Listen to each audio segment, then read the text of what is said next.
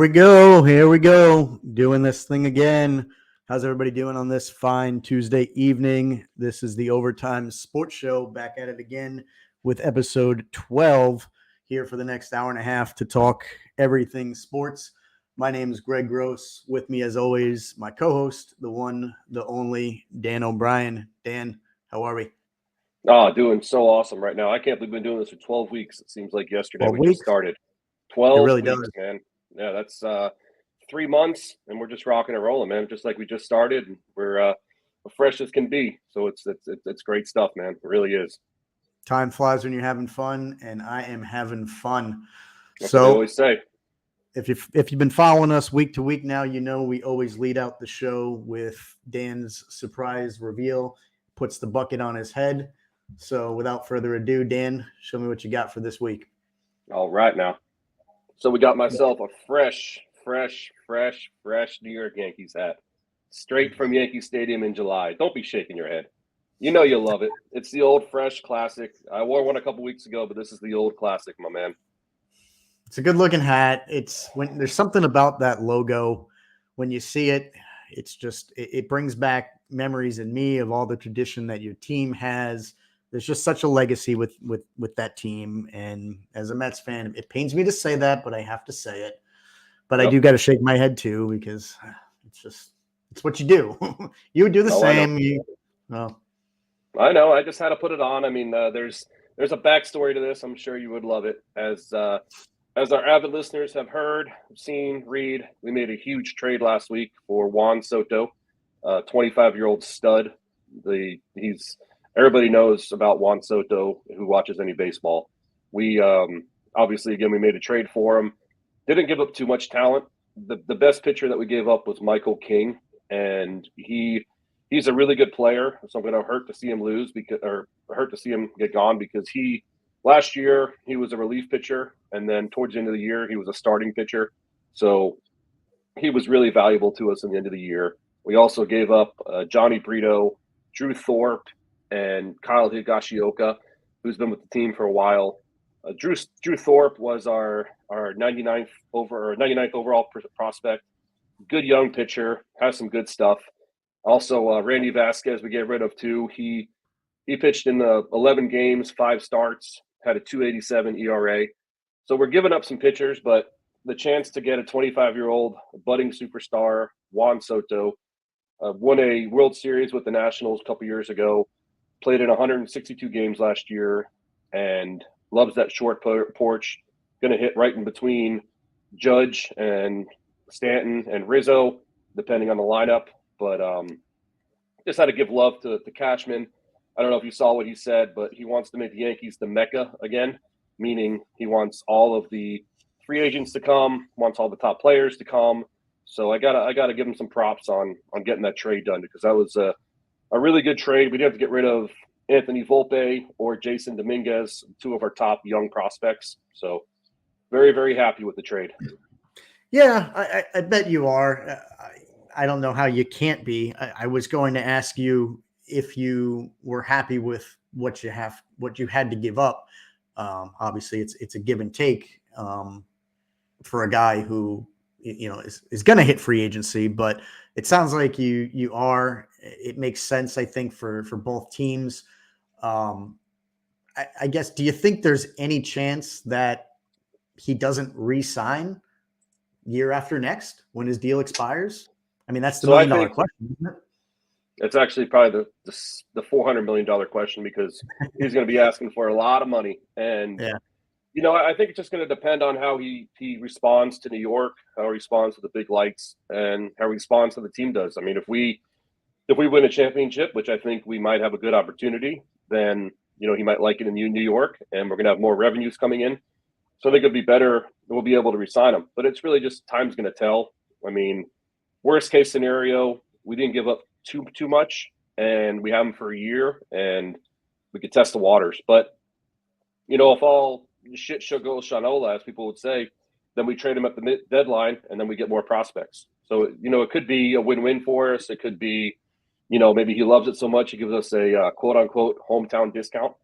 But, we'll see. I'm just excited with the trade. I mean, Yankees have been stagnant in the years past. Last, a couple years they didn't go Machado. A couple years they didn't go after Harper. Last year they didn't go after the big free agents, the shortstop, your boy, the Mets messed up on. What was his name? Carlos Correa. And then 2 years ago we didn't go after Simeon, or we didn't go after Corey Seager. So it's kind of been a standstill besides Garrett Cole, and I'm kind of happy that that's where Brian Cashman. Yeah, I'm happy I was Brian really Cashman finally did it. When you said Cashman wanted the Yankees to become the Mecca, I was thinking to myself, kind of felt like they never really missed a beat. I mean, I know you mentioned some of the big names that they didn't go after, but it hadn't been too long since they went after Cole, and I feel like he was the prize free agent that year that they acquired him. To me, just the outsider looking in, maybe it's just so many years of the Yankees having done that and been the Mecca destination for free agents that it's probably baked and ingrained into my mind, and probably always will be. But to me, I just never really even thought that they missed a beat in that regard. I feel like, and I obviously it seems like that's what they want. Cashman and the owners want the team to be seen as this destination that players will always want to go to. So I never felt like they missed a beat. I mean, even in the other guys, the big names that are still out there, obviously Ohtani signed, and we'll spend some time talking on that. But some of the other guys out there, Yamamoto and a few others, the Yankees are their name is always brought up in the conversation. So I feel like they still are that Mecca destination. Yeah, what they're going to try to do is the last time we won the World Series was 2009, as you've mentioned a couple times. And what we did that year is we signed AJ Burnett, we signed CC Sabathia, and we signed my boy Sexy Texy Mark Teixeira. So what we're trying to do is relive that from 2009, and that's when we were quote unquote the Mecca. We get guys here and there, but no one's been. Garrett Cole was a big splash, as you mentioned, but we want to get Yoshi Uramoto. We want to get a couple other guys. I would love for us to get Josh Hader too. I know I mentioned that when we talked about the Mets hiring their manager, how I believe he should get Edwin Diaz money because that's how good of a player he is. But I do believe that Cashman is at his wit's end. The fans are at his wit's ends with Cashman. I mean, it's time to put up or shut up. And going after Soto, that really puts us in a right line. And we met with Yoamato yesterday. We had two of our Japanese dudes, Hideki Matsui and Masahiro Tanaka, also met with him. So, we're really putting our best foot forward. And end of the day, that's all we really can do. We're going to go out there. We're going to put the big bucks. And, people want to come to New York and they want to play in the bright lights, as behind me, as we're going to play in the bright lights, in my background. And, I just think that's what we're going for. The Mecca, we're going for 2009, and we're going to try to sign these guys long-term. Because as you saw what we did last year with Judge, we have Volpe, we have Rizzo, we have LeMahieu, we have this kid, Jason Dominguez, that I mentioned. He's the next big thing. He had Tommy John, but he'll be back in July. And to build an outfield with Soto, Dominguez, and Judge, that's going to be formidable for the next 6-7 years. As long as we can make it happen, which I have all the faith in the world in Brian Cashman. His stats speak for themselves. So I got two-part question for you, I guess. Number one, do you feel that this impacts the ability to re-sign Judge? Because I know there's been some questions about whether they're locking him up long-term. Isn't he due for a deal? No, they locked him up last year. 9 years, $360 million. Oh, did they? Okay. So yeah. Then the next part of my question was, I forgot. I didn't realize he got that deal. So I wanted to switch gears for a second and talk about Ohtani, but it's relevant to the Yankees as well. And everything you just talked about, all these big name free agents.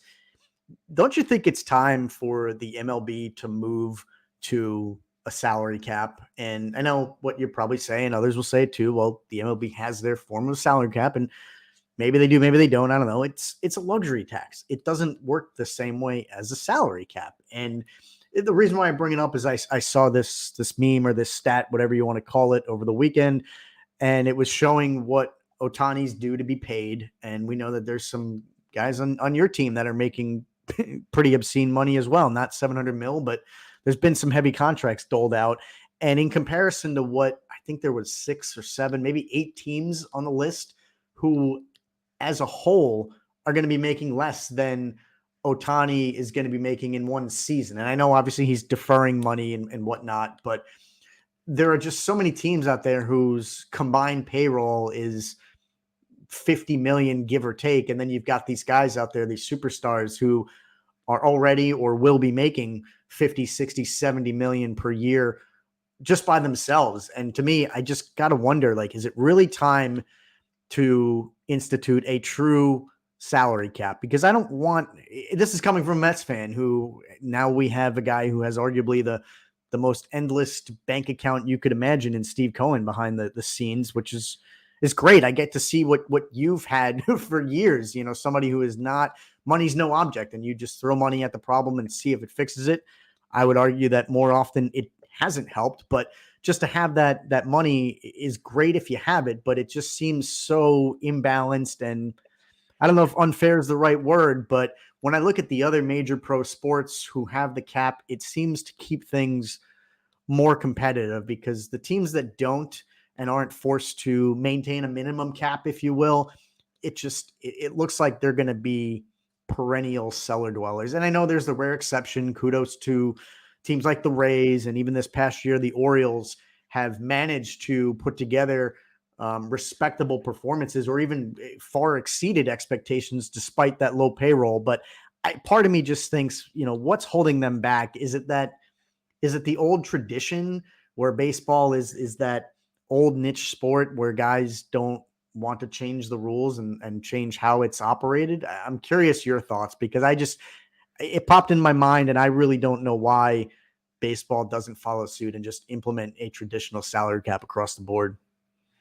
I don't really have the true answer to that either, as you were saying, but I would think, yeah, just old school and making it a regional sport. I think that a lot of teams, they don't need a salary cap because, one, they do pay a luxury tax. So if you think about the luxury tax, it really, quote unquote, goes as a salary cap. And what I mean by that, every single year that you're over the threshold, let's say it's 160, you keep paying higher percentages. So yes, there is no salary cap, but yes, there is a salary cap, the luxury tax, because you're still paying that, and that's still getting against your payroll. So pretty much it goes to the old additive. If you have money, you know, big money makes money, and you know the Mets have money, the Yankees have money, but in the past years, as you said, the Rays, the Orioles, I mean, these teams, it's a 162 game schedule, so you can have, as you've seen with the Yankees, as you've seen with the Mets, as you've seen with the Dodgers. I mean, you can have this high payroll, but if injuries come out, old players come out, you get these young studs come up, and they learn how to play the game, and they do technology, they do stats, analytics, as we've mentioned before in other episodes, that technically baseball is turning into more of a skilled game rather than a payroll game. And what I mean by that is just all the young players coming up, all of the player development, all of the, you know, analytics, all of the different pitchers, you know, that are coming in. So I do think that a salary cap would help a little bit, but like I said, that luxury tax kind of serves as a salary cap, because the higher your payroll is, the higher amount of taxes you have to pay, and the higher, you know, you're still going to get disciplined by it, by taking that much money out. You know what I mean? So either, you know, get a better television contract, or try something different, or just do your player development, what the Rays and the Orioles have done. Yeah, it's interesting. I don't know. You make good points, and maybe that's some of their reasoning why they haven't put it in, because they feel like they're doing something, that the luxury tax is enough of a penalty, I guess, if you will. Or Yeah. but I don't know. I just feel like, to your point earlier, if you have money, it's a non-issue. It's almost like I look at these contracts, not contracts, but these fines in the NHL, players who get a match penalty or something that's worthy of a suspension. They often get fined, and it's a drop in the bucket. I think the mandatory fine in the NHL is $5,000 or something. And when you're making wow, $10 million a year, whoop-de-doo, it's $1 to you and I. So I kind of feel like the luxury tax is the same way. Okay, you went over the cap by $100 million and you got to pay this penalty. They don't care. Drop in the bucket, basically. So I don't know. You're probably right. I don't see them instituting a salary cap anytime soon, but I don't know. I don't understand why they haven't implemented one. Yeah, exactly. But I did want to speak on Shohei Ohtani. I know So that did I. you Yeah. yeah, you spoke on him a little bit. You know, the 10-year, $700 million contract. I know you mentioned the deferrals, but came out today or yesterday that his deferred money is totaling 680 million and will be paid between 2034 and 2043. So that means that the 10-year contract that he signed this weekend, he's going to be getting paid $2 million a year to play. And then when he's done, if he's still playing, it's going to be like Bobby Bonilla Day, but they're going to call it, Show Me Ohtani. They're going to change the name to Show Me the Money Ohtani, Mm-hmm. because he's going to be getting paid 68 million for 10 years from 34 to 43, which Yeah. I was doing some reading, and that's not against the Players Association. I don't know how they get around it, but it does make sense, because what he's doing is he wants to save money for the Dodgers for them to go after somebody else, and Sure. which is very clever on the Dodgers end and very, very clever on Ohtani's end. And what that tells me is Ohtani has a boatload of sponsors and endorsements, in the U.S. and also in Japan. So money is probably not a problem for him. Yeah. Yeah. I think we've seen guys do that in a lot of sports. To me, it's nothing new. It's what guys like Brady have done in the NFL. There's countless names of guys who have taken that quote unquote hometown discount because they want to win. It's smart. You could make the argument, I guess it's noble. It says something, I think, about their character that they do want to win. But to your point, I mean, let's not kid ourselves. It's not like they're going without, because they've got Yeah. endorsements and all this other money on the side. So is it really that noble? Probably not. But it is smart. They're doing a lot to not guarantee, but give themselves a much better opportunity at whatever championship they're fighting for. So I did see that. I think it's the smart move by Ohtani. I did see apparently he's not pitching next year because I guess he's going to have Tommy John. So all he's Yeah. going to be is a designated hitter. But I mean, if he focuses more on designating hitter than pitching, he hit 44 home runs last year. I mean, imagine not having to focus on pitching. I mean, he could hit 50 plus. So it's going to be interesting. If we saw him hit 74 and eclipse Bonds without juicing or anything like that. I hope that happens now. I'd love that to become a story. Yeah, and I'd love for the Dodgers not to make the playoffs either. That'd be awesome too. Yeah, I mean, to be honest, Ohtani seems like a likable guy. Seems like he enjoys America and he's happy to be here. He wants to win, all that good stuff. But I don't know. Maybe it's our culture in America where we like to build up these guys just to tear them down. But to me, it's just the egregious nature of these contracts. I mean, 700 mil. I'll be honest. Yeah, I was rooting for him.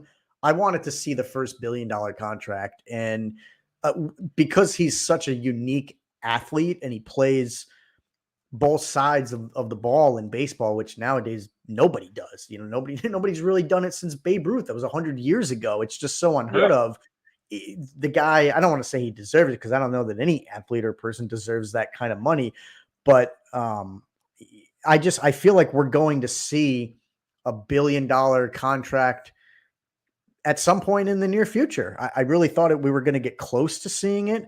And it's obscene money. And I'm sitting here wondering, I mean, when is enough enough? When do we bring some of these deals back to earth? For a couple reasons. Number one, I think about the inequities of what guys like you and I and then the rest of the world, blue collar workers, make compared to what these athletes are making. And it's difficult. It's a slippery slope, because on one hand, I want to pat them on the back and say, you're worth what people are willing to pay you. So on the one hand, I'm jealous and I want to give them a congratulations for getting their bag. I mean, I very much believe in capitalism and free enterprise in this country, but when you start to sit down and really ingest those numbers, it just truly is an obscene amount of money.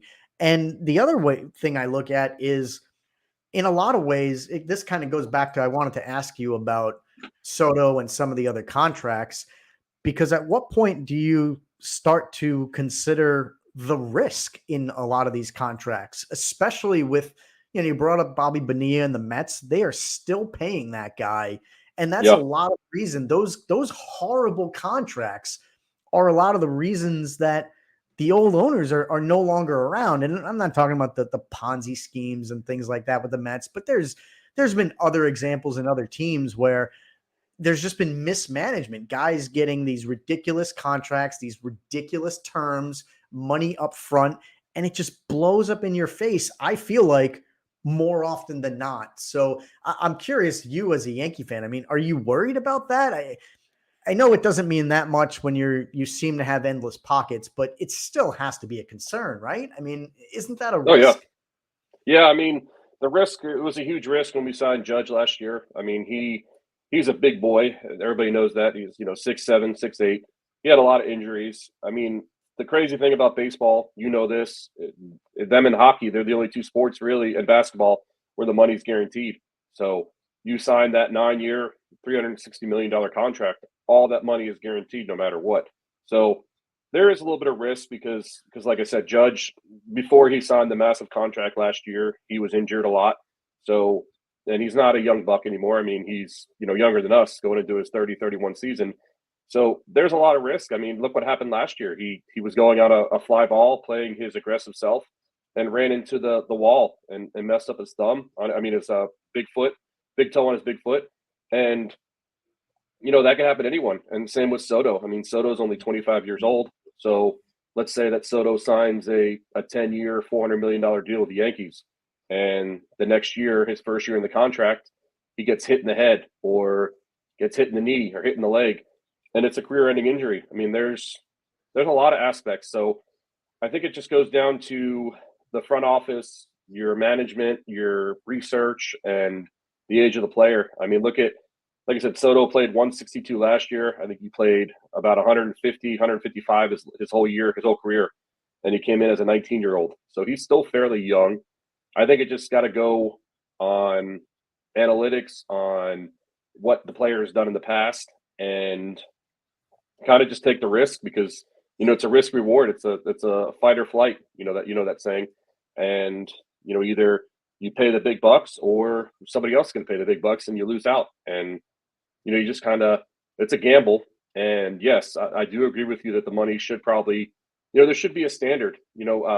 Remember a couple years ago in NFL, they set the draft standard when these draft picks were getting, $50-60 million guaranteed. And then they set the line at the draft pick where it's only, 20-25 million. So I don't know if they want to try that in baseball, but it goes back to your salary cap thing. If there's no salary cap there, then why should they have to say, okay, your limit on a contract is 300 million or 250 or 220? So it's really kind of a catch-22, and there's really not a right answer. But the right answer is, like I said, not to repeat myself, but just doing your research on a player, seeing how his past career has been and his past injuries have been, and then kind of just take it from there, and value how you, or give the player the value that you think is utmost right. That's just my thoughts on that matter. Yeah, I think you nailed it. Like, you're right. Yeah. It all stems from the salary cap or the lack thereof, because you're right. I think it's a good deal. The NHL has limits on entry level contracts. Guys who break into the league, they're capped at a certain number for the first 3 years before they're eligible to go out there and test the waters and get something else. I think it keeps the athletes grounded with respect to what they're expected to make. I think it protects the teams from having to deal with these obscene contracts, this guaranteed money up front. But like you said, it all stems from the fact that there is an overarching cap, and baseball doesn't have that. So just so many things just go out of whack. So it'll be interesting to see. I mean, a lot of this is projecting probably far out into the future just because of how long these contracts are. We won't really know the magnitude and the impact of this Ohtani deal for a long time.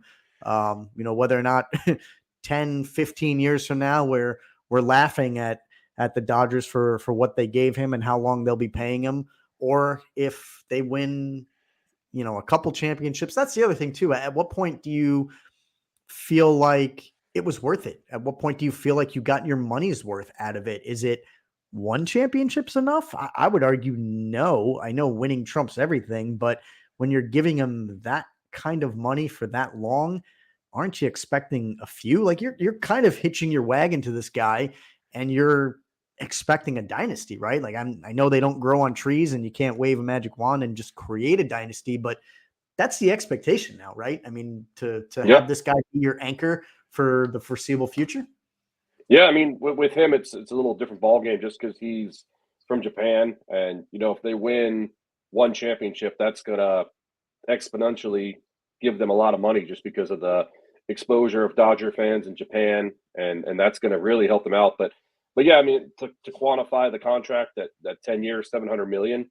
I mean, what do you quantify it as? 3 championships, 4 championships, or playoffs every single year? I mean, you got to go more than the playoffs. You probably got to Yeah, playoffs don't you do probably it. got No to go way. to you probably got to go to championship games. You probably got to win a couple championships. But I Yeah, mean, another crazy stat with that is him and Mookie Betts. They're $1.2 billion between the two of them on their contracts.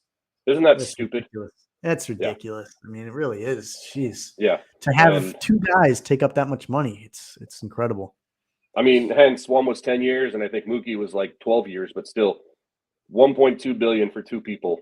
And then you still have Freddie Freeman, who is a likable guy, but he's got a lot of contract too. But I mean, it sucks because I do like Freeman, but Betts is a Red Sox guy, so I'm not a fan of him.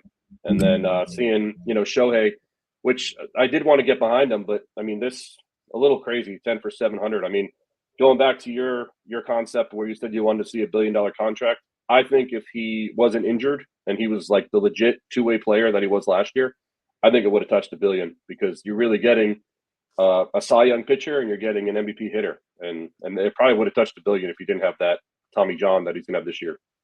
Yeah, because you think about it. I mean, you're right. You split the player down the middle for the way he plays both sides. You go give him one $500 million contract for being a hitter, one $500 million Yep, contract for being a pitcher, and there you go. So yep, exactly. it's crazy. So Yeah. yeah, before we move on, I just wanted to touch on we talked about Yoshi Yoramato, the other big league, the big free agent. I don't know if you've seen his stats, but he is something crazy. I'm just reading some of his things. He's the first pitcher or first player in history of professional baseball to win the Triple Crown in 3 consecutive years, meaning leading the Nippon Professional Baseball League, which is Japanese MLB, in ERA, strikeouts, and innings. And over his career, he's got a 70 win, 29 loss, and 182 ERA and 922 strikeouts since 2017. So, not knowing too much about this dude, he's only 25 years old, but he seems like he's the real deal. And they're talking about $250-300 million contract coming to this dude too, and he's only 25 years old. So he looks like the real deal. So I mean, if the Yanks can somehow get him, that'd be awesome. But we'll see what happens with that. Yeah, I was reading some of his stats as well. They said since that league, the Japanese league, formed in 1950, he's the first player that's thrown back-to-back no-hitters in consecutive seasons.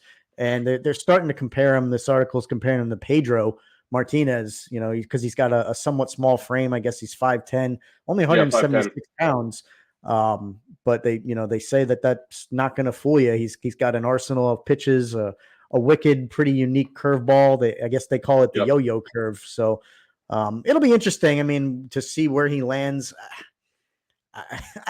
I'll be shocked if he goes to you guys on the Yanks, but maybe I shouldn't be. I mean, especially if Cashman said he wants the Yanks to be the Mecca again, that landing spot, then why not? Yeah. Bring them all, sign them all, right? Just throw money at it. But hey, man, we'll do what old Steve Cohen's doing. yeah, I can't really talk. I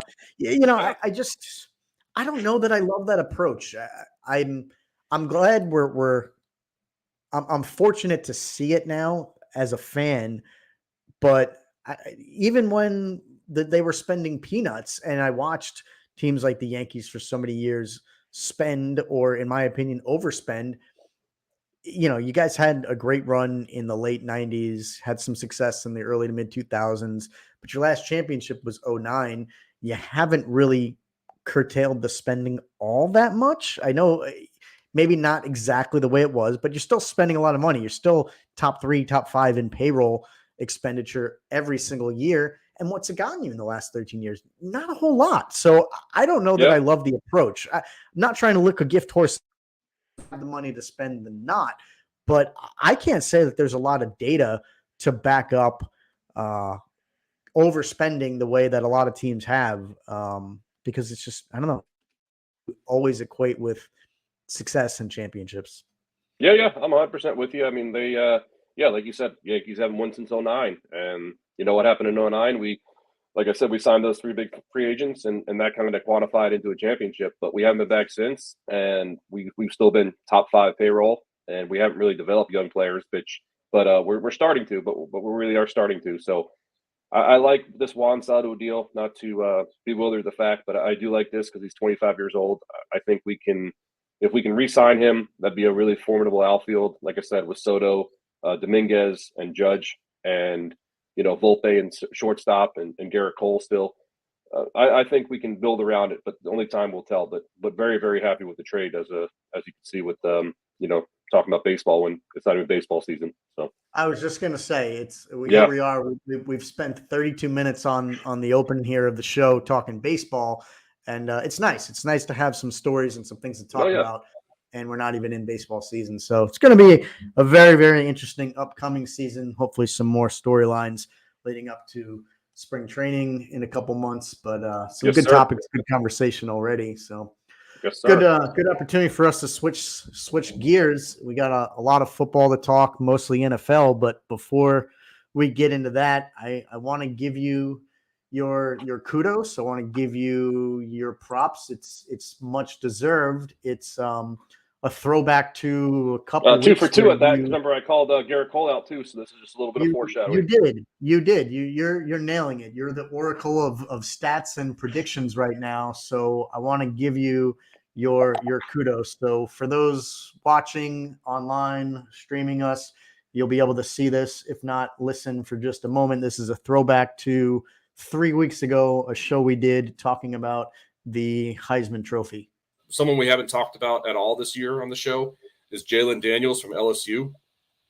Not sure if you know too much about him, but they showed his stats last week. When Joe Burrow won the Heisman in 2019, Jalon Daniels has the exact same numbers and stats as Joe Burrow, if better. And he's also a front runner from the Heisman. He's a kind of like a Swiss Army knife. He's taller, he's skinny, but he can pass the ball and he can run the ball. So he's like a smaller version of Cam Newton that I would describe him as, meaning that Cam Newton was a little bit bigger, a little bit thicker, a harder runner, but Jalon Daniels, I think, is faster and a little bit more smarter with the ball than Cam Newton was. So that's my comparison, and he's a front runner for the Heisman as well. I wouldn't be surprised if he won the Heisman. If you want to mark that bad boy down, that's going to be my Heisman pick right now. Jalon Daniels, LSU. Jalon Daniels, LSU. Yes. And yes, we did mark that bad boy down. And for those of you who might not have seen it, this is what followed after that. This is the moment you've been waiting for. So let's make some history. It is my great pleasure to announce that the 2023 Heisman Trophy winner is Jalon Daniels from Louisiana State University. Yep. That's what we do, my friend. That's what you nailed it. You nailed it. Many, many kudos and props. You heard it here first. This is why you got to tune into this show.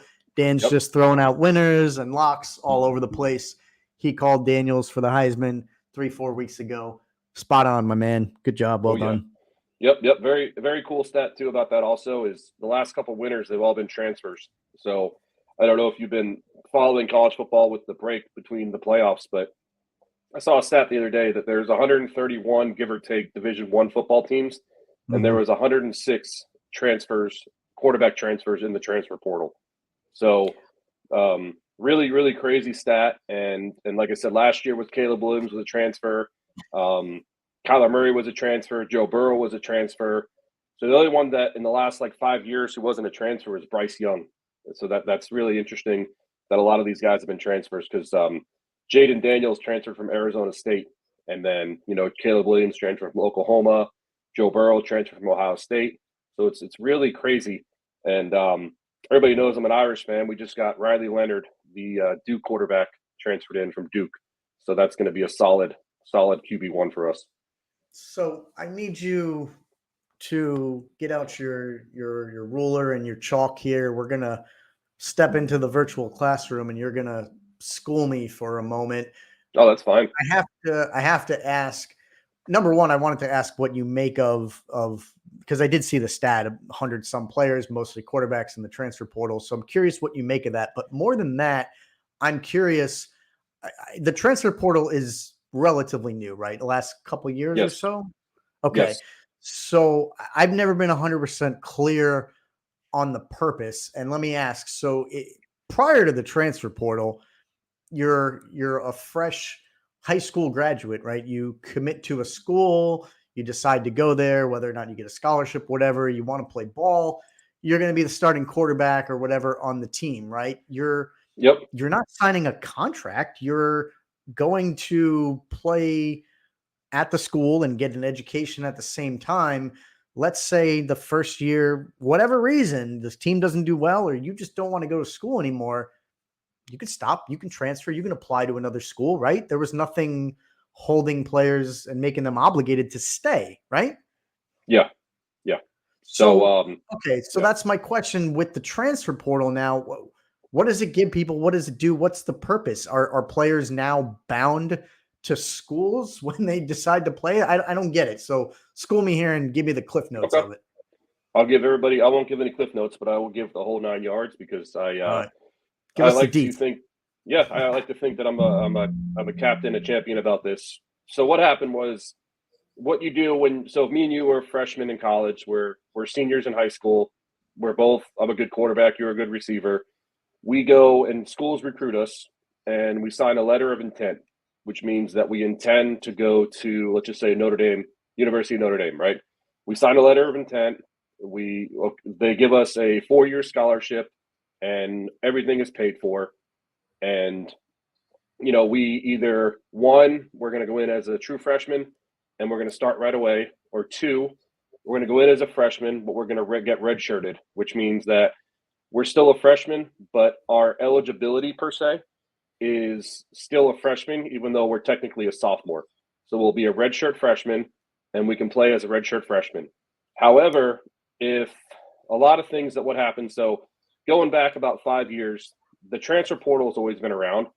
But if we wanted to transfer to, let's say, Florida State or Clemson, back about 5-6 years ago, we could do that, but we'd have to sit out a year. Meaning, if we transferred to Clemson, we'd have to go to Clemson and sit out a year and not play football because it was the waiting period that they called. But then I don't really know what changed it all, but COVID happened.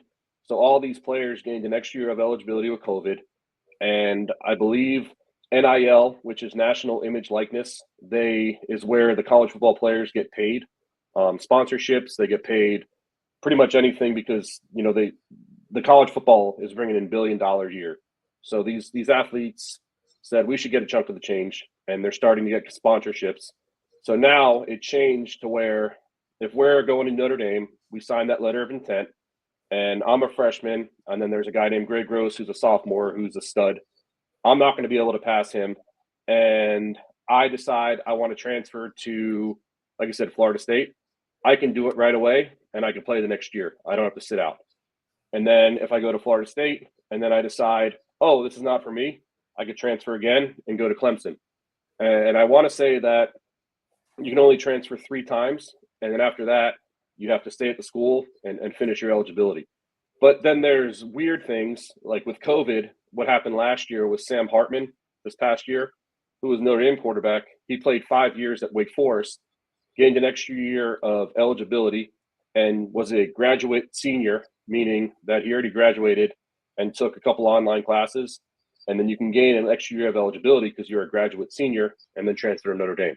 So it's very, very confusing, but I think it's good in the long run because what these people would argue is, say if Nick Saban signed a letter of intent, not a letter of intent, but signed a contract for 5 years, the next year he can change school when he wants. And these players are saying, why can a coach leave, but I can't? So that's what made it where the transfer portal is you can leave out of your letter of intent and then not sit out a year and play right away, which I think it's kind of cool because it makes college football like a free agent, kind of same with college basketball and college football. So I don't know if that gave you an understanding, if you have any questions, but that's kind of It did. my That is whole background of it.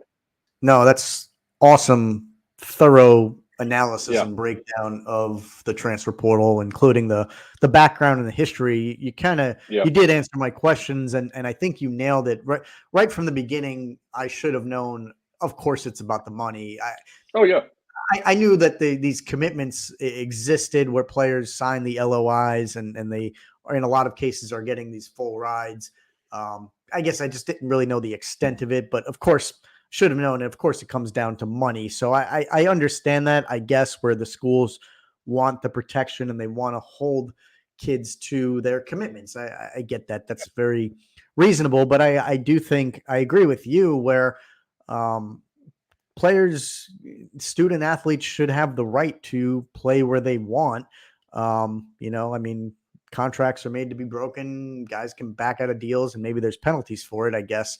But I do believe that they should be able to move around if they want.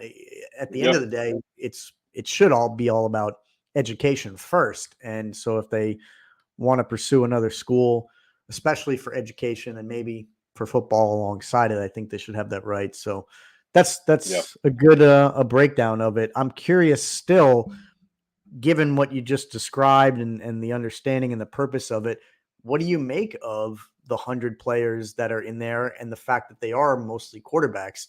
Do you think there's a driving force behind it, a reason why that number's growing? I mean, I just think that people see better opportunity. They see that maybe a senior is leaving, and then there's a spot to pop right in there and be a perennial champion. Especially also with what we talked about last episode with the 12-team playoffs. I mean, if you're on a decent team and you have a bunch of seniors on your team that are going to be leaving or graduating, why not transfer to a younger team that has some upside? Like a Notre Dame, as I'm always going to say that, transfer to a Notre Dame, a perennial college football powerhouse, top 5 monster team. If I can keep going with all the adjectives if I needed to. But, why not leave Ohio State, or why not leave a senior-laden Florida State team where you're going to lose a bunch of your teams? So I think that's why they do that. And I just think that, the quarterback is very important in college football, as you've seen, as everybody has seen. So they just – I think it's interesting, but that was just a big number. I mean, there's a lot of running backs, there's a lot of wide receivers, a lot of offensive linemen, but the quarterback I think that they think they can just pop into a position and make it roll. That's why I think there's so many of them. I mean, look at Kyle McCord. I mean, we've talked about that idiot all year because he beat my Notre Dame boys, but I mean, he's transferring from Ohio State after 3,500 yards, almost 30 touchdowns. He's transferred from Ohio State because they're losing Marvin Harrison Jr. They're losing a lot of their offensive line. So why play for Ohio State when you got no talent and transfer somebody that has talent? So that's another thing that I think goes into it. Yeah. Yep.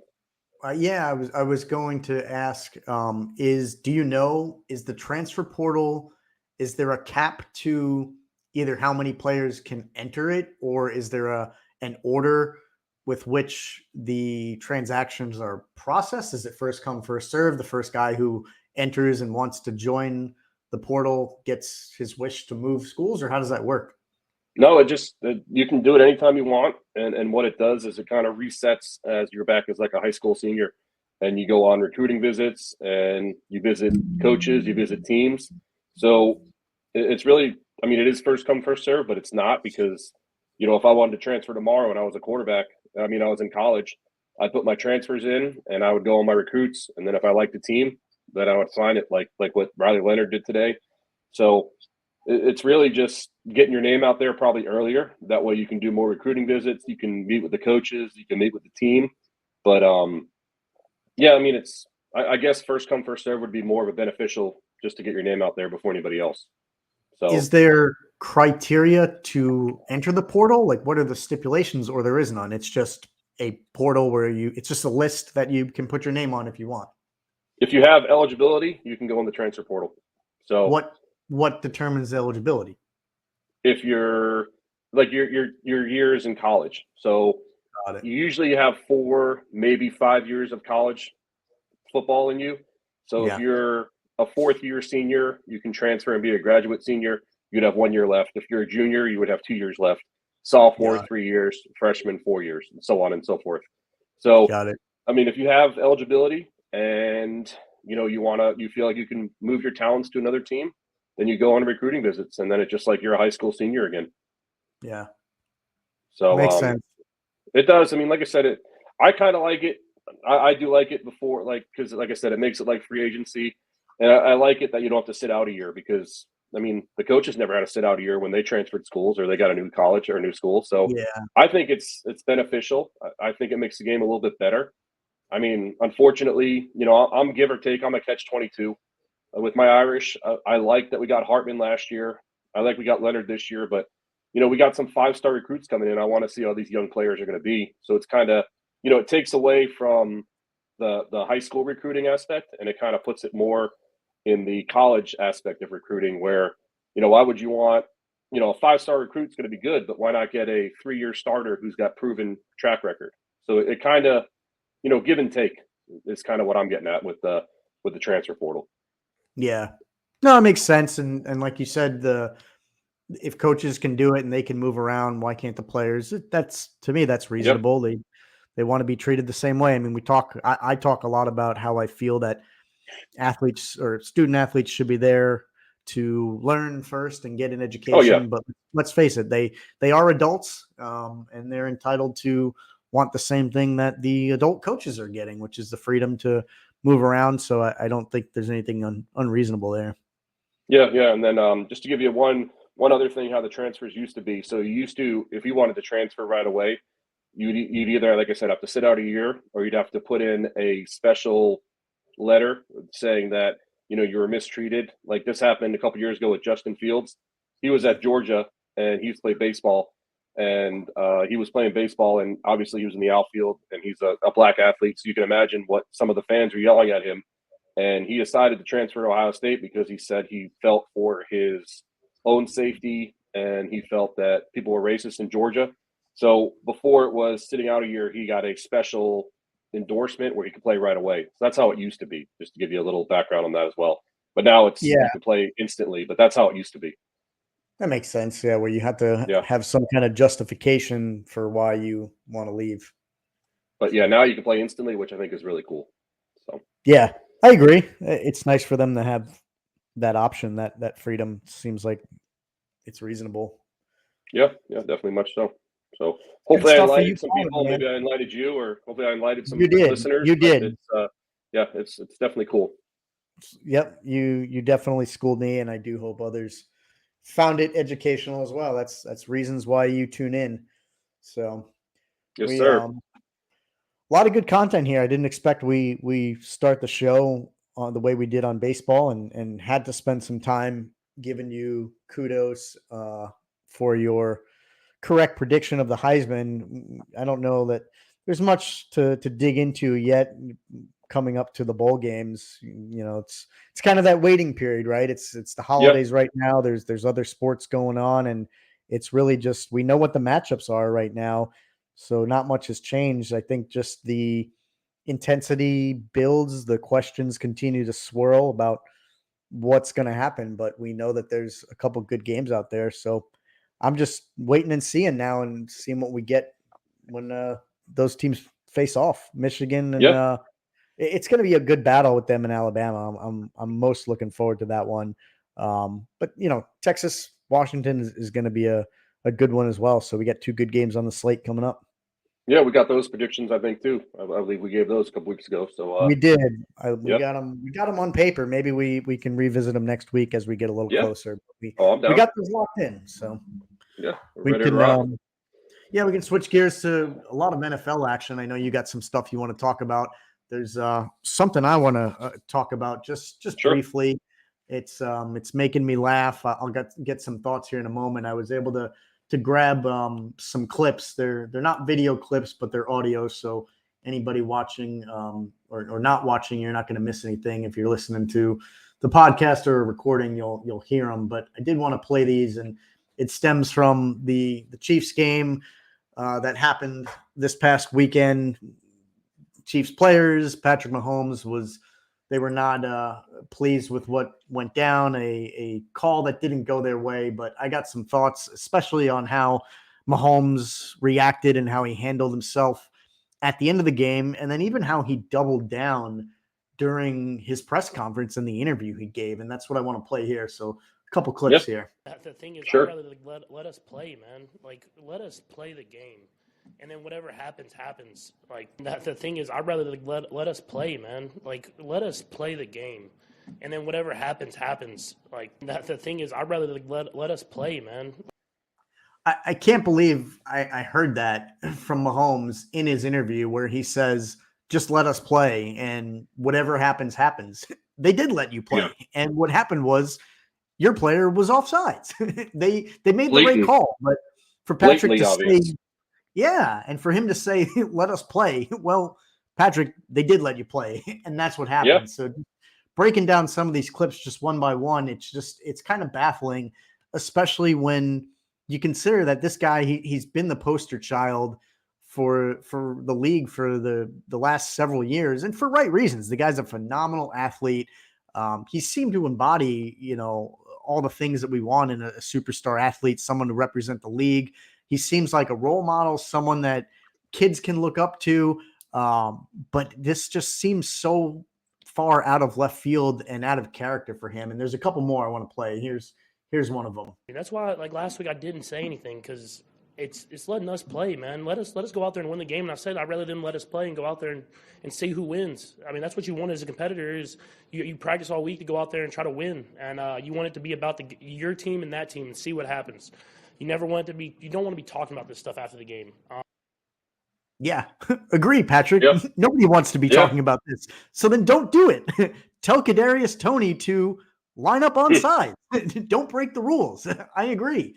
I just can't Yeah. believe this guy is saying this. I really can't. It just seems so out of character. And more than anything, it's just a bad look. The guy standing up there in front of reporters, he might as well have a binky in his mouth. The guy sounds like a gigantic baby, a sore loser.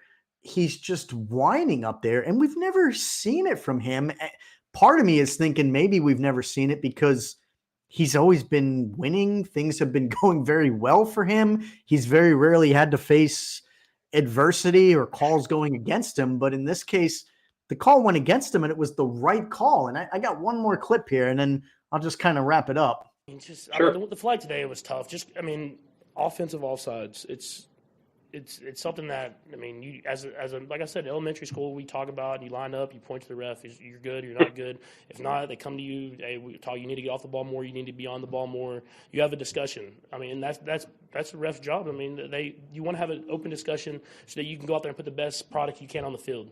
And for him to throw that flag, no explanation, no anything. And I saw the picture, and I mean, he probably is, barely offsides, but for him to take the game into his hands over a call like that doesn't affect the play at all, didn't affect anything. It's just tough, man. And like I said, man, that's a Hall of Fame tight end. Yeah, it is tough, Patrick. You know what else is tough? The interview you just gave. Really tough to listen to. And he even admitted it. It was the right call. He was probably a little offsides. Case closed. They made the right call. And for him to double down and make remarks to playing backyard football and, when you're in elementary school, Patrick, do you know where you play football? You're not in elementary school. How old are you? You are a professional athlete. You get paid millions of dollars, my man. How is that even a comparison? This guy, I don't know if he got hit in the head with a rock or something during the game or what, but he just seemed to give his reaction at the end. He just seemed like he lost his rocker and was off his rocker rather. And I really felt like when the guy had an opportunity after the game to take a shower, get changed, collect his thoughts, that maybe cooler heads would prevail. He'd realize the error of his ways and sort of own up to it and take accountability for it. But he didn't. He doubled down and made these insane, innocuous references to the refs and how they could make these calls and the fact that it was the right call, but he didn't want them to take it into their hands. It's just, I've never seen that from him before. And I really I can't believe he doubled down the way he did. It's one thing when you're on the field, you're a competitor, you're a gamer. I get it. You want to win. But the post-game interview he gave, dude, bad look, man. Bad look all around. I'm not crucifying the guy. Everybody makes mistakes, but he's got to be called out for just how it looks. The optics of the thing, just bad all around. So Yeah, very What do much you got, so. Phil? And going off what you said, I mean, he did double down on it, but I mean, what they were saying is Tony Romo. I don't know if he caught the end of it, but this could just be frustrations of the whole season, building at him, because we've mentioned Chiefs probably 4 or 5 times in the 12 weeks we've been doing this show. Their offense has been abysmal. I mean, they should be a better team, 8-5. So maybe all of these frustrations, all of the stupid plays, the non-receivers, the drop passes. I mean, the non-good wide receivers, the drop passes, probably eating at him. And that was a hell of a play to give to Travis Kelce, and then he threw a perfect spiral back to Tony. I mean, but end of the day, I know it's you're driving. Why not do an extra look down the line and say, hey, back up some, or try to do something that you can fix. I get it that nobody wants the refs to be a factor in the game. Nobody wants that. But if you look at the stats, look at the video, you look at the still frame, it was blatant obvious. I mean, he was 4 or 5 yards, maybe 4 or 5 inches, maybe even like 2 yards ahead of everybody else. So imagine if they didn't call it, the Bills would be up in arms. What would Mahomes be? Oh, it was offsides, but we won. I mean, he's going to be a little baby about it as well. Yeah. But I think it's just a lot of everything coming down to him at once. I believe For sure. I believe he's getting pissed off at the offense. I believe he's pissed off he has no wide receivers, and for them to lose on that, I just think that it's got to be a should've- culmination of things for sure. definitely, it's all definitely. piling on, but don't take it on the refs. Don't take it on don't the take it refs on when the they refs. made the right call. Yeah. You're not going to have many mean- supporters there, and I think the general consensus so far this week, yesterday and today, I think Mahomes is on an island. I don't think he has many supporters. I think a lot of Nope. people are seeing the same thing, and it's got to be tough for him because like I said, he's been the poster child for this league for a long time. And this is probably one of the first times he's faced adversity and people weren't just slobbing all over him. You're going to get called out by the internet and the internet referees when you do something wrong. So I think he's sort of paying the price for that. Yeah. I mean, maybe he realizes that he screwed up, but who knows if he's really going to come to his senses. But I don't know. It's just, it could get even worse. If they it lose could get next worse. week. I know, 8-5, and if they lose again, they'll be 8-6. And it's just, like you said, for him to be the poster boy and for him to be bitching and complaining about such a obvious call, I think it's below him. And like I said, I just think everything is coming to fruition with all the frustrations of the year. Yeah, we've talked about it all season long, but they've got multiple problems, but the wide receiver one is a big one, and they've not really done much to address that. We talked about what a void it is, losing a guy like Tyreek Hill, you can just replace on a whim. But they've got some problems, and it's right now it's getting worse, not better. So tough time to be a Chiefs fan out there, especially tough time to be Patrick Mahomes right now. But I did want to get to some news that broke about an hour or so ago. Looks like per NBC Sports Boston, Patriots insider Tom Curran's reported that apparently the decision's already been made by the Kraft family to part ways with Bill Belichick at the end of the season. That just broke maybe an hour or so ago. Still waiting for it to come out somewhere else. This is just an article I read, but it looks like that might in fact be the case. We talked about it a number of times on this show, given the season that the Patriots are having. I know they won this past week, but things are just are bleak over there in New England. And I know you thought Belichick was going to probably be back, or at least he would have the opportunity to stay as long as he wanted. I wasn't sure. I kind of thought the Kraft family would have a short leash, and it seems like that's the case. I don't know. It'll be interesting to see where they go from here. Who takes over for Belichick, and whoever that guy is, that's some enormous shoes to fill. I mean, this Oh, yeah. season aside, obviously, but somebody is going to take that job, and expectations are high given what the fans and the organization have had for the better part of 2 decades. Yeah, I mean, who knows where they go? I mean, I don't know if they, stay in house and promote my Uncle Bill O'Brien to coach, or they just clean house altogether, because a lot of those guys have had to have been with him for up months, 10 years. All the assistants. At least his son has been with them for a lot. Bill O'Brien, give or take, he's probably been close to 10 years on and off. So I don't know if they just clear house and go the college route or go a young coach, but it's going to be very interesting. And like I said, like you said, I thought he'd be able to write his own ticket and either, one, resign, or two, retire and not pretty much get fired, because I want to say a couple weeks ago, didn't we hear on Boomer and Gio that he signed an extension? Don't you remember they were talking about that? So I don't know what that was about, which is kind of interesting. When I heard that report tonight, I was thinking that, I listened to Boomer and Gio and they were saying, Belichick signs an extension. So I don't know where that came from or what that's about. So that's interesting. Yeah, I don't know. We have to try to dig that up. I'm reading some of the comments here, on the reaction on Twitter, and somebody brings up an interesting point. They kind of mentioned what we mentioned, Belichick getting the axe before he has the opportunity to get a franchise quarterback number one, somebody to really take over for what he had with Brady. And obviously you can't just create those guys out of thin air, but does he deserve that opportunity to try to find that guy and build around him? I don't know. Maybe not. The bigger question I have is, assuming they do actually get rid of him, we know it's going to be tough for them to find someone else. What does Belichick do now? Because we know he's been chasing that record. He's trying to run down Shula for the most wins all time. Does he land somewhere else? You can't imagine he's going to take any position other than head coach. So does he land somewhere else? And if he does, where does he go? Looking at the opportunities out there, the teams that either already have vacancies. This is just an example, but I know the Raiders lost or fired their coach, and now Antonio Pierce has taken over as the interim.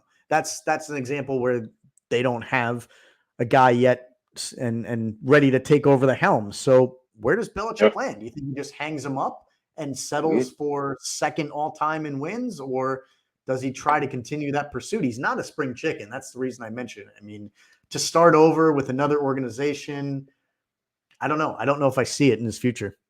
Yeah, it's going to be very interesting too, because I think I mentioned this before. People have always said he can't win without Brady, and look, he hasn't won without Brady since he's been gone. He had Brady for 20 years, and they won 6 championships.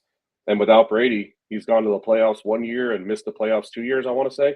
So, I think this might be another a Dan O'Brien call out. I think he goes to the Chargers and goes with Justin Herbert and builds around Justin Herbert. So that's just a little inkling that I have in the back of my head that he goes to the Chargers.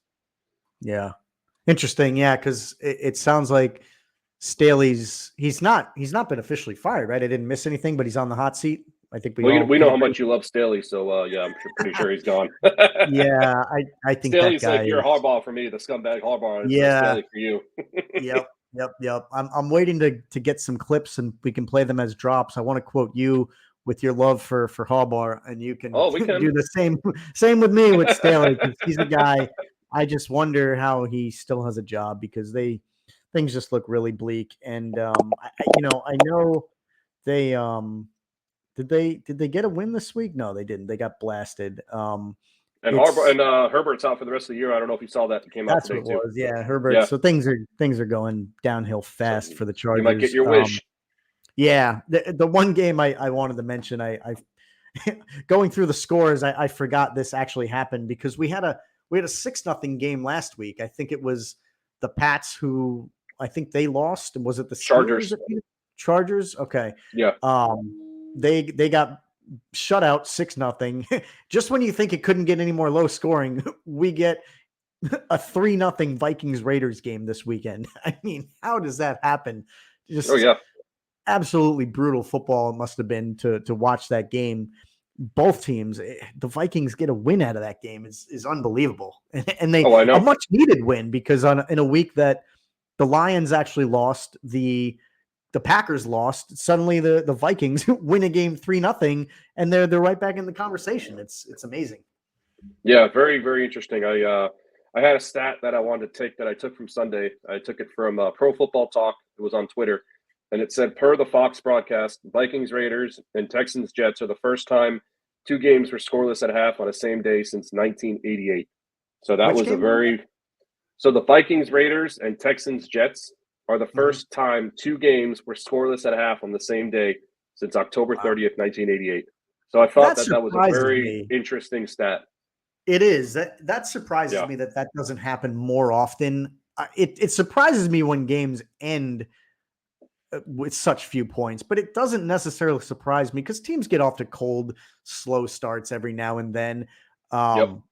And when you look at that's another game I wanted to bring up, the Houston and Jets game. As a CJ Stroud fantasy owner, I'm disappointed in what happened there, and especially him getting hurt makes me a little nervous. But if you watch that game, the weather was horrible. It was Oh, it was horrible. Yeah. raining. It was pouring, not just raining, but absolute downpour most of the game. No excuse. I mean, credit to the Jets. They did what they had to, and they put up 30 points, probably the most points they've put up in a very long time.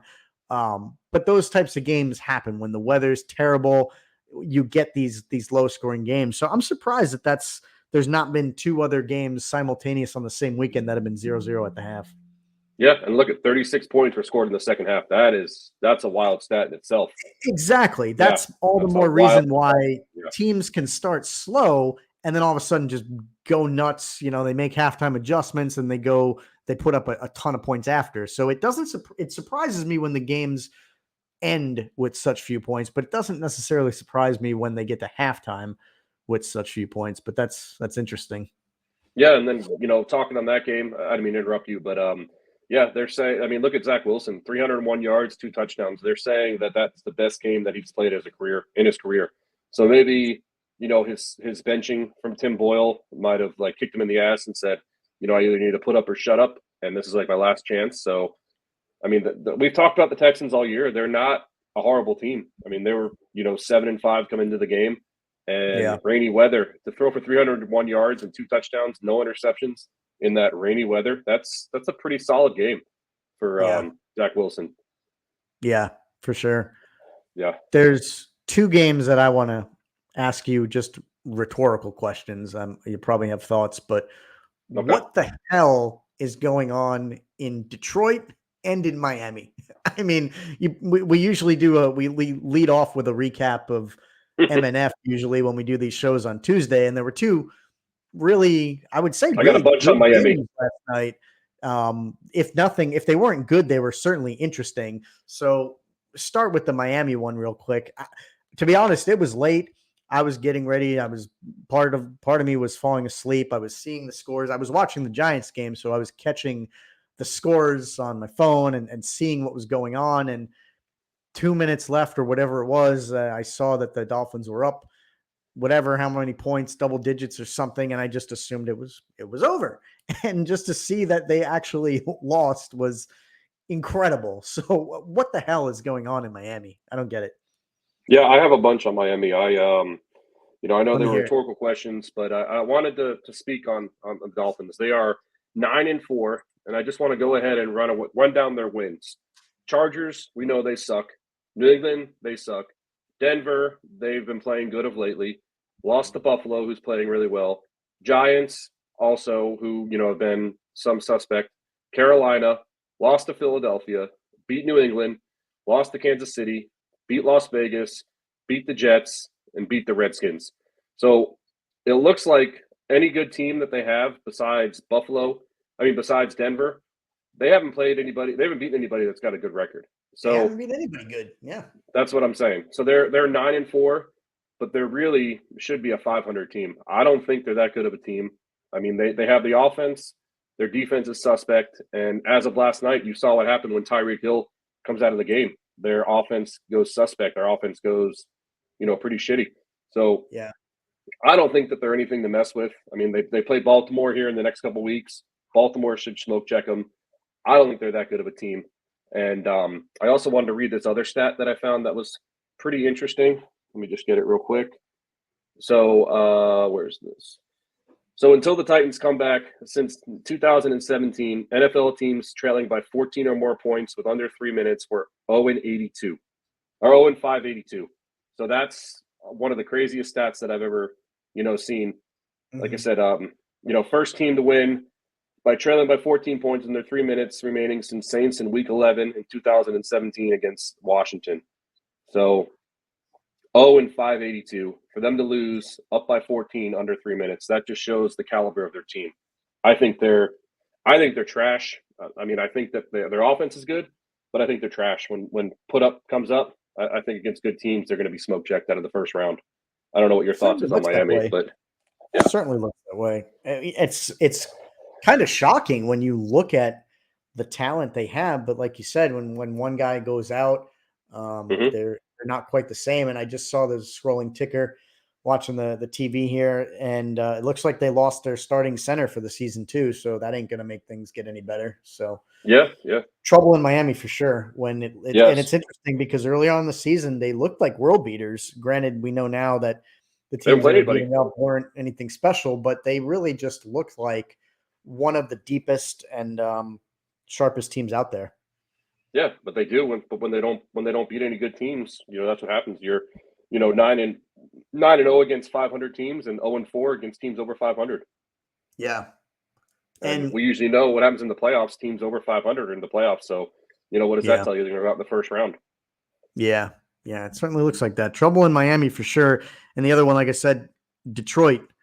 I don't get it. Oof. I know it was just a few weeks ago that Fields came back, and he truly looks like he's a difference maker for the Bears. I don't know how much better he makes them, but they clearly he's a gamer. He's got the legs and he can move the ball. They've got some weapons, DJ Moore, and those two seem to have a connection. Even Cole Kmet, they seem to have a decent connection too. So he's a difference maker for sure. And a couple weeks ago, the Bears were up late in the game, and kind of like the collapse in Miami last night, that the Bears imploded and the Lions were able to come back just barely and get the win. Didn't know if that was going to happen this past weekend. It obviously didn't. But I'm just still surprised that the Lions, I guess, didn't really learn anything. I know they were on the road, but they don't have the division locked up. We mentioned that, obviously Green Bay lost last night, but the Vikings are just 2 games behind. So I can't believe the Lions lost the way they did. As much as we pay homage to Dan Campbell on this show, I don't know that they've got it all figured out, that they've got the weapons. Goff is an interesting character. Some weeks he looks great. Other weeks he looks very, very pedestrian. I think it was Thanksgiving where he started off terrible. I think he had the fumble and the pick on back-to-back drives. He's just completely hot and cold. So I don't know what to make of the Lions. And if you're a Lions fan, it's got to be concerning at this point in the season. We're getting down to the end here, the final 20-25% of the season. You want your team to be going up on this trajectory. You want to be stringing together impressive wins, kind of like the Ravens are doing now, like the 49ers are doing, Dallas is doing. There are teams now who look like they've figured it out and they're heading in the right direction. These other teams that we're talking about, it's going south quickly. Yeah, and it kind of begs the question on Jared Goff. If he's under pressure, he kind of just looks like crap, and that's what's happened. The Green Bay Packers Thanksgiving game, that's what happened against the Bears this past weekend. Similar, if he's getting pressure, he's going to force the ball. He's going to go back to his old Rams days when he got traded. So maybe he just folds under pressure. And, to lose to the Bears, which we know how the Bears have been so inconsistent, but to lose to the Bears and like I said, you said the division's not wrapped up. I mean, they have a good team, but do they really have a good team? Or they just have, kind of played like the Miami Dolphins have and, beat up on their schedule and, beat up on teams that they should. And when push comes to shove, maybe they're just not ready either. They, how we always say in hockey, you need a couple of years to go in the playoffs to make a run. So maybe the Dolphins, maybe the Lions, they need a couple of years to get a little grass under their cleats and make a run. So, yeah, it's they got to cut very their teeth interesting. first. For exactly. Sure. So, So it's going to be interesting. And I mean, I think the Lions will obviously win the division because I heard this morning Nick Mullins is now starting for the Vikings. Dobbs is out. So that's who knows what's going to happen there. I mean, they got Jefferson back, but he took a really hard hit and he had a chest injury. So who knows if Jefferson's going to be back for the Vikings. So Yeah. they should wrap up the division easily. But again, it could be like the Dolphins, a one and done, go to the playoffs and get knocked out in the first round. Yeah. I saw that Dobbs was not just out, but benched. He's not hurt. I think they actually just benched Yeah, they him for benched him. poor performance. Yeah. I can't say that it's necessarily unwarranted given his play, but I am a little surprised considering they traded for this guy, what, 6-7 weeks ago? I mean, it's not been that long. I mean, there were just a few weeks ago we were talking about how the guy was playing so well given the limited amount of time and practice that he's had. And now here we are, he has a couple clunker weeks and you bench the guy. I mean, that's just going to send mixed signals. You traded for this guy mid-season when your starting QB went down. I think you got to have a longer leash for this guy. You got to let him go through the growing pains. Cause is he, keep me honest here, is he a rookie this year or was he a rookie last year? No, he's been in the league 8 years. Did we already talk about this? Maybe he was the guy that surprised me. Yes, sir. Okay, so he's the one that I was thinking. He was the one that I thought was a rookie. I don't know why I keep going back to that. Even still, you bring this guy in and you bench him after just a couple weeks. I don't get it because what are you getting with your third string now that you're not getting in Dobbs? He's going to take you to the promised land all of a sudden? I don't see look it. Look at the last 2 weeks. Remember the Monday night against the Bears? He had 4 interceptions. Then he had the bye week, and then he didn't put up any points against the Raiders. So they had to bring Mullins in to get 3 points. So, I mean, the coaches probably know Mullins more, which is what I've read, that, he's been in the system longer than Dobbs, which makes a lot of sense, which he has. Yeah. So they could just be more comfortable with Nick Mullins, and Dobbs could just be forcing it, and the fairy tale ends, So yeah, that's a good point. I was thinking that given I forgot Dobbs' age, and I guess they brought him in truly just as a stopgap to try to put a Band-Aid on the season. Which they did for like 2 weeks. I ran them. Yeah.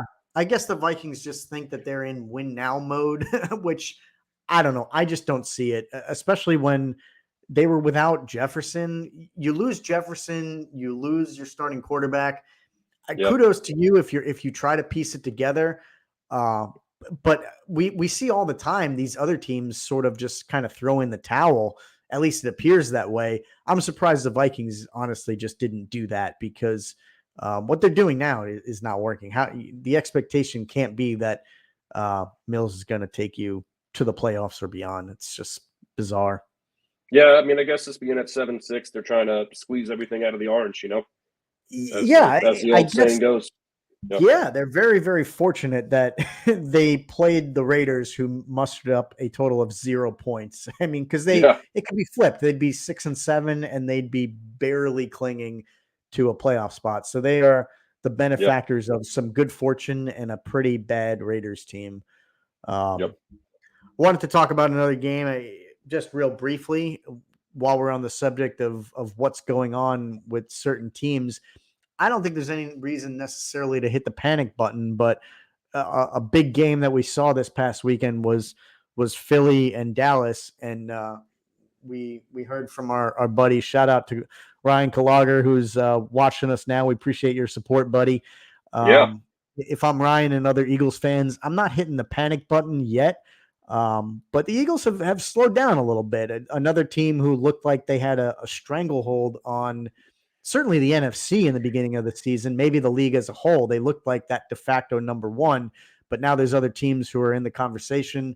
To me, it's always been San Fran, even when they had their little blip in the road. But I think there's a team like the Ravens who are in that conversation, and maybe even Dallas has vaulted themselves in the conversation. I don't see how you could not think that, given that they just beat the Eagles, and I think they'll play each other one more time, if I'm not mistaken. Was that their second time meeting this year already, or was it the first? Yep, that was their second time. So, the Eagles beat them a couple weeks ago in Philadelphia.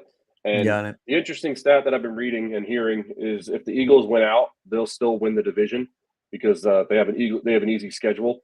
But Well, they And play the the Giants twice, so that could be 2 wins right there. Exactly. And they play the Cardinals too, I believe, as well. So, Yeah. but yeah, they're just, the Eagles, maybe they got a wake up call. I mean, they've kind of been skating through the season. Last year they skated through the season, not skated through it, but, had a really good record last year. They were, 10-1 up till 2 weeks ago. And, giving up 76 points to the Cowboys and the 49ers. I mean, those are the two upper echelon teams of the NFC.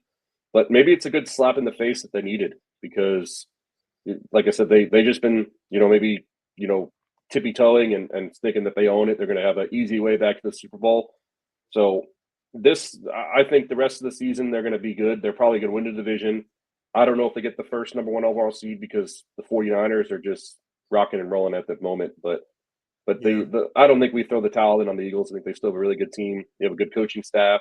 They have a really good defense, and they have a good offense. So I just think the Cowboys are playing really, really well. And you've mentioned it. I've mentioned it. They're a different team at home. The Cowboys are. I don't know for whatever reason, but they're a different team at home. They're 7-0 at home, and they're outscoring teams by probably like 25 at home. Yeah, it's amazing to see how their offense is just clicking and taking nothing away from the defense because I think they're performing well on both sides of the ball, but their offense is on another level, like you said, especially at home. I've Yep. never been the biggest Dak fan or supporter, Me but neither. it's Having a hard hell of a to year. ignore what the guy's doing. Him and Lamb just look almost unstoppable out there. They are just so in sync and hard to beat. It reminds me of, what we've seen out of Mahomes and Kelsey, even going back to like Brady and Gronk. They just seem like they're in tune and in sync and really, really hard to stop. It's making for really, in my opinion, some interesting headlines down the stretch because again, it looked like the Eagles had this locked up and they were the de facto number 1, but credit to Dallas for vaulting themselves right back into the mix. It's going to be interesting last couple games. Yeah, exactly. And, we're rocking and rolling right around almost hour and 23 minutes, but wanted to mention the 49ers. I heard a really interesting stat this morning that whenever Brock Purdy, Christian McCaffrey, and Deebo Samuel, whenever they play and they're all healthy, they're 17-0, which I thought was a really interesting stat that, they're in for the long haul and they play well together. So I thought that was pretty cool to hear that. And they're just rocking and rolling. I don't know if anybody can beat them. I think they had those 3 hiccups when they were, not healthy without Deebo and Brock Purdy being a little iffy, but they're all 100%. And I don't see who stops them because their offense is on point, their defense is on point, and they might just be on a zip line to the Super Bowl, if I had to say. Yeah, I agree. When you consider the depth and the stars and the talent on that team, when they're all healthy, like you said, how do you 17-0. beat them? Yeah, how they don't get beat. So that's the magic question, I guess, is can they stay healthy? Because we've seen some of their guys go down already. We've seen McCaffrey, Deebo, Brock, all struggle with some injuries. So it's a question of health. But they're healthy now, and like I said earlier, they're one of those teams who the trajectory is pointing up on the board. So I think to me, if I had to pick a team that the NFC is going to run through the road to the Super Bowl, it looks like San Fran, but they don't have it locked up. They're 10-3. They're sitting at the same record with the Eagles and the Cowboys. So they got the really, tiebreaker. really some good football down the road here. I think we're going to get. They got the tiebreaker on both of those. So if they all finish the same record, they'll get the number 1 seed because they beat them head to head. Yeah. Probably I'm getting thirsty before we take a break and do our beer reviews. I gotta give just a quick shout out. Again, I don't want to spend too much time just because number 1, I don't want to jinx it. Number 2, I don't want to give the impression that I'm under any delusions. But the other game last night, man, my boys out there, my boys. Yeah. Yep. The passing Paisan, DeVito does it again. It's pretty special what that guy's doing. Tommy Cutlets, they call him. Tommy Cutlets. Yeah. I'm not under any delusions. If Jones were healthy or if he comes back next year, and I don't know that DeVito is going to be the starter and usurp him of that role, but I can no longer deny what the guy's doing, and it's given me, not that I am completely tuned out, but I would say that my expectations were realistic. a few weeks ago in terms of what I felt we were going to get out of the rest of this season. And I still don't, if I'm a betting man, I am a betting man. I'm not placing any bets on the Giants to make the playoffs or do anything crazy, but it's been pretty interesting that they've been able to keep up this pretty incredible story. We all know the reasons of why it's special. DeVito's a hometown guy, and I just gotta give him the credit where it's due. Yesterday he played near mistake-free football. No interceptions. He's holding on to the ball. He's dealing with the pressure as well as I think you could deal with it. He seems like he's having fun out there. There was a quote, I think at the end of last night when the game was over, that I wanted to try to grab. I'll see if I can find it next week. Hopefully I'll continue to play it if they string more wins together. But he said something to the effect of, they asked him how he deals with the pressure and he doesn't seem to get rattled. And he made a comment that he's just having fun and he feels like a kid. He said he's been playing football since he was 5 and he just goes out there and tries to have fun and lets the rest of it kind of play out as it will. And I thought that was a great answer. I mean, that's why I think people get into sports in the beginning, their love of the game. And it seems like even though he's a pro now and he's still early, obviously in his career, he's held true to that. He's just out there having fun. It shows on the field. And it's just been a pretty cool story that has been enjoyable to watch. Yeah, real quick on him before we, because I'm getting thirsty myself, but I don't know if you know the backstory on him. You know, he's Livingston, New Jersey, a local dude. Came from Illinois, but before that, he was at Syracuse. Talking about the transfer portal, he played, I want to say, 3-year starter at Syracuse and then transferred to Illinois. So I think coming back home really helps him because he was pretty good at Syracuse before he transferred to Illinois. So I want to say playing in front of his home fans, his home, his family and his friends, I think it really is helping him. And, he's just not doing anything stupid. Last night he didn't force anything, which is half the battle as we've watched in football. Don't force anything and, control your controllables as anybody would say. Yeah, 100%. It's cool. He's living up to the pressure. All the other guys that we talk about who are not Dobbs but Goff and some of those other guys that are cracking under it. And DeVito's dealing with it. It's pretty awesome. So Tommy Cutlets. Sure. Yeah. So, man, look at us. We're an hour and a half in, and we haven't even stopped to catch our breath. But I'm getting thirsty. I know you are. So, sounds like I got a delicious beer coming. Beer coming. Yeah. All right.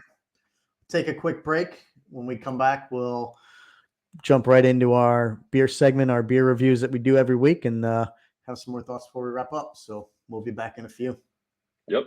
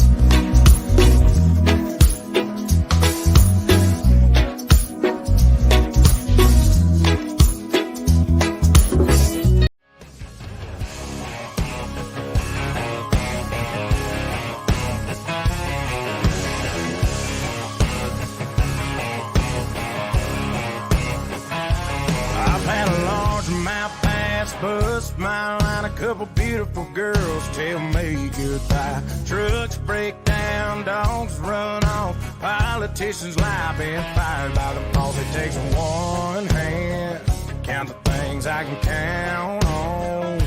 No, there ain't much man that ain't ever let me down. Long neck, ice cold beer never broke my heart. Like diamond rings and football teams have torn this boy apart. Like a neon dream, it just don't know me. The bars in this guitar and long neck, ice cold beer never broke my heart.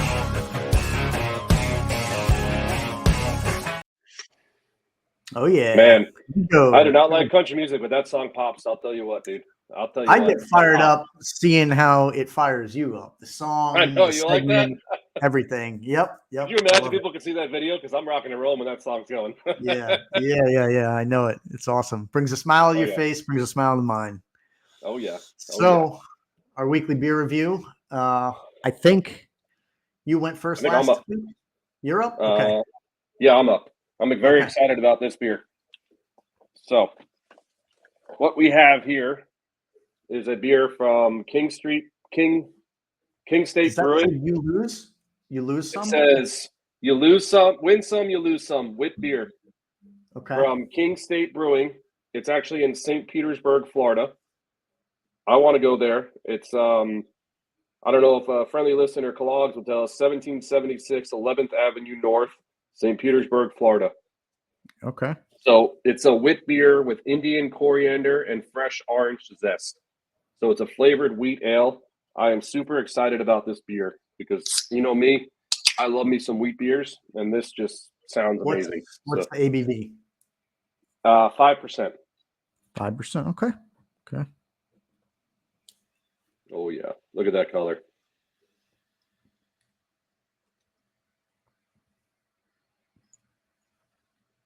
Oh yeah. Oh That my looks like gosh, the smells. Yeah. The smell on this beer is intoxicating. Holy It's a moly. pretty. It looks from here. It looks like a pretty deep golden yellow, maybe a touch of amber, but pretty. It looks like a pretty solid golden color. Is that right? Yeah, it looks like a summer shanty. You know what a summer shanty looks like? Mhm, That's what that looks mhm. like. Holy Okay. moly. So smelling it right away, I can smell that orange zest and that Indian Mhm. coriander, and you can get the wheats. So let's give it a taste. Holy hell. Jeez Louise. That might be the best beer that I've had so far on our 12 weeks. I Wow. could tell the way that it hit Oh your my lips God. and your reaction. I could tell this was going to be a good one. Wow. So first you get a burst of orange, then you get some coriander, some more spice, and then you get that wheat, and then you just get the smoothness. That's going to be the first 9.0 beer right there, my friend. Oh, a 9. Yeah. The first Yeah. 9.0. Wow. Wow. Holy moly. 9.0, breaking the Richter scale. 9.0. Wow. Holy shit, that's good. So that's in St. Pete, right? St. The Pete, we brewery? have to check it out. We have to check it out. We have to check it out. We got to Holy visit them live shit. in person, and I got to have what you just tried Wow. and gave it 9.0. So I like it. Holy hell, that's good. Man, now I'm jealous. I want my beer to be Wow. as good as that. Wow. I can't even get enough of it. Wow. All right. Well, now I got big shoes to fill, and I don't know. Been a couple weeks now. I've been saying this. I've been going a little bit off the wall here and out in left field. This is from Hoosier Brewing Company. Never heard of it before. It's a fruited sour ale, and it says on the bottom strawberry birthday cake soft serve. So that is Oh, why boy. I picked this, because it looks like a beer with a lot of flavor, almost like a dessert beer, but I'll try to hold it up to the camera and see if you can see this. Some of Who the makes it again? artwork. It's what?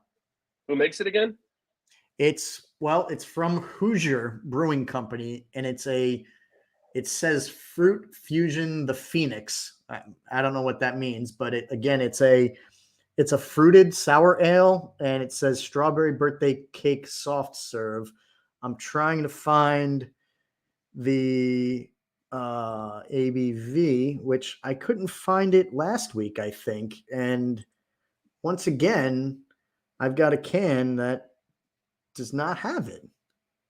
I Weird. don't, yeah, I don't get it. There is no ABV on this that I can spot for whatever reason. So I cannot tell you what that is, but it's interesting. On the back, it says, roll me gently and keep cold, drink soon. So I'm going to do this, which I think might help. We'll see. Put it on your table and roll it like this. Like put it sideways and roll it like that. I think. Don't open it yet. Yeah. I've done beers like that before because there's a All right. sediment at the bottom. There's a sediment at the bottom that helps it mix. Yep, just like that. Friend of the show, Chris Dolan, will agree if we can talk to him. He'll tell you. That should be good. Okay, we'll see. Yep. That one popped a little bit. We'll see. Wow. On the can, this thing is extremely amber color. Wow. Oh boy. This is going to be interesting. Oh boy. Oh boy, railroad tracks, clogs. Wow. Holy moly. That looks This is more red than amber, no? It's red. The velvety birthday cake, whatever it is, just came out, and I think you're right. I think there's That's why you wanted to roll it. some sediment or something that probably sat a little bit. That's why they wanted you to roll it. I'm going to go ahead and Yeah. say this is going to be an under 8 beer. You're going to call it like a 7.5. Yeah, we'll see. I mean, this almost looks like a Bloody Mary almost.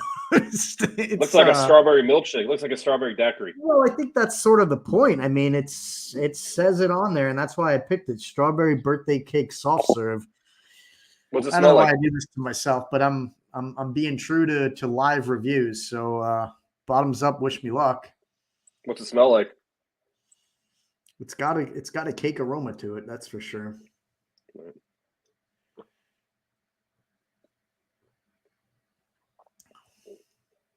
Wow. It's not as bad as I was fearing when I poured this sucker. I mean, it came out red. Even on the glass, the size of the glass, you can see the sediment, which I mean, it's probably normal, honestly. That's giving it all this flavor. This is definitely a birthday cake. Let me give it one more. This is as unique as a beer I've tried. 12 weeks in now. This is absolutely the most unique one.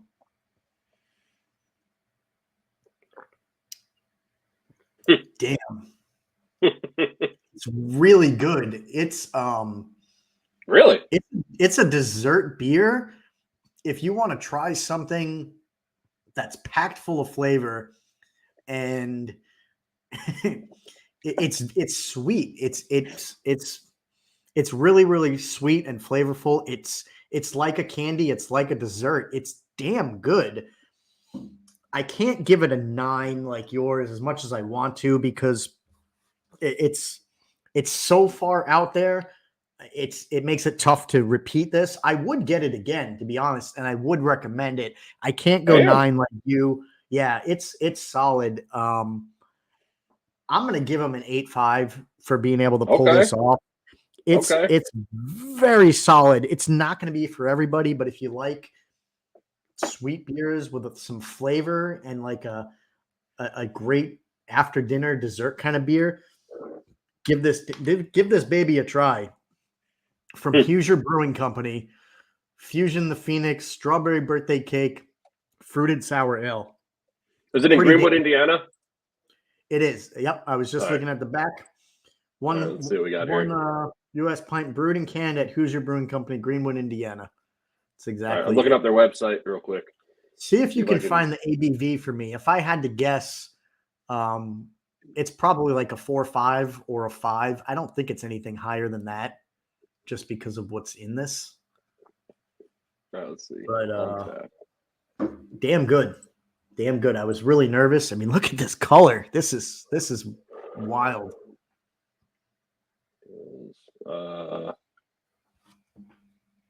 You called it, what's it called? Fusion the Phoenix, I guess. Oh, okay. Can't They find must it? not have it. No, they don't have it on tap. But they do have one called a Chubby Bunny, Apple Pie, a big fruit fusion. Yeah, Bigfoot. that's it. 5.5% ABV. Okay, that was close. That Yep, was there close. it is. Fruit fusion. And yeah, there it is. It's a sour ale with blackberry, raspberry, and soft serve ice cream. You taste that? Yeah. Oh yeah. Yeah. That's awesome. Yeah. I mean, look, I can't get over this color. I really Yeah, can't. that's what I'm seeing too. I don't know That's that I've wild. seen a beer with that deep of a red. I mean, we talk about I'm not a big porter guy, and even some of the seasonal blueberry beers that have distinct colors. But damn, this is true to its name and description. So hey, we picked some good beers this week. So cheers, my man. Cheers, brother. Cheers, man. Yeah. Oh yeah. I really thought you were going to go under an 8 on that one, so you proved me wrong, my friend. No, I couldn't. That would be disrespectful to the beer because, like I said, not for everyone, but it's damn good. That is a nice beer. Wow, Nice. really Very like cool. it. Yeah, very deserving of the 8.5. So hey, high marks from us today. Good stuff. Yeah. We picked Yeah. some good beers. So we're long. We went long on our open before we took our break. So we don't have too much time left, but there's some things we want to get in. Of course, we're going to get our picks as we always do for Yep. this upcoming NFL week. I wanted to spend a moment. We can talk hockey if you want. I wanted to actually spend a moment just real quick and talk NBA for a second. I had to take a quick look. I saw, two things. Number one, I saw the in-season tournament came to a conclusion, right? And the Lakers won. It looked like LeBron was pretty successful, right? I mean, Yeah, Lakers won. So with them taking home the victory, it didn't seem like there was a whole lot of fanfare or hoopla. And it seems like the sentiment is that they're going to do this every year moving forward now. Do you get that sense that they already announced that, or do you know if it Yeah. was just No, what they're going to try to do is I kind of got a little more information on it while it was going on. Obviously, the winners, everybody gets $500,000. What they're trying to do, which I figured what they were trying to do, but what they're really trying to do is make the middle of the season more interesting than just every single game going out there. And from what I heard, LeBron actually took this very seriously, and a lot of the players took it very seriously because they had an extra motivation. Because how LeBron put it is he wanted to be the first team to ever win something, and they're the first team to ever win the in-season NBA tournament, and that's kind of what pushed LeBron and pushed the Pacers and the Lakers to really make it competitive, and that's kind of what I was getting out of it. I know you're shaking your head over there, but I think I know what you mean. These guys are divas, but from what I've seen is I believe LeBron wanted to make the most of it, and he wanted to win an inaugural something, which I can kind of get behind. I mean, I know a lot of people are going to give me shit on this one, but I have no problems with LeBron James. I mean, throughout, I'll keep this quick, but throughout his whole career, he's been an utmost character. He's really done nothing wrong. You never hear his name in any bad publicity, any bad anything. I mean, I think he's an all-time great, and he's a good individual. I mean, look what he's doing with his son, Bronny, and then look his other son, Bryce. And he's still married to his original wife, who's got the 3 kids with him. And I don't know, I just think he's an utmost citizen. But I might get some shit on that one. But I just think that he pushed a lot of people in that tournament, and they are going to do it every year. But they were talking about, I think Jim Rome said they should make it where if you win the tournament, maybe not Jim Rome, but it was PTI. If you win the tournament, you should be guaranteed a spot in the playoffs. I think that'd be pretty cool if they did that in the future. But that's here nor there. Yeah, that's interesting. To me, that's the best way to describe something like that is interesting because it definitely adds another element and a twist. But I don't know. Me personally, I guess I just have to face facts. I'm too much of a traditionalist. I guess I do hate the idea of this. And when I cringe when I say when I hear you say that they're doing this to make the middle of the season more interesting, it's like, damn, if that's not an indictment of your sport I as know. a whole, I don't know what is. I would have thought I would have heard baseball say that first, because we all know that baseball is just having massive problems with attendance lately the last several years.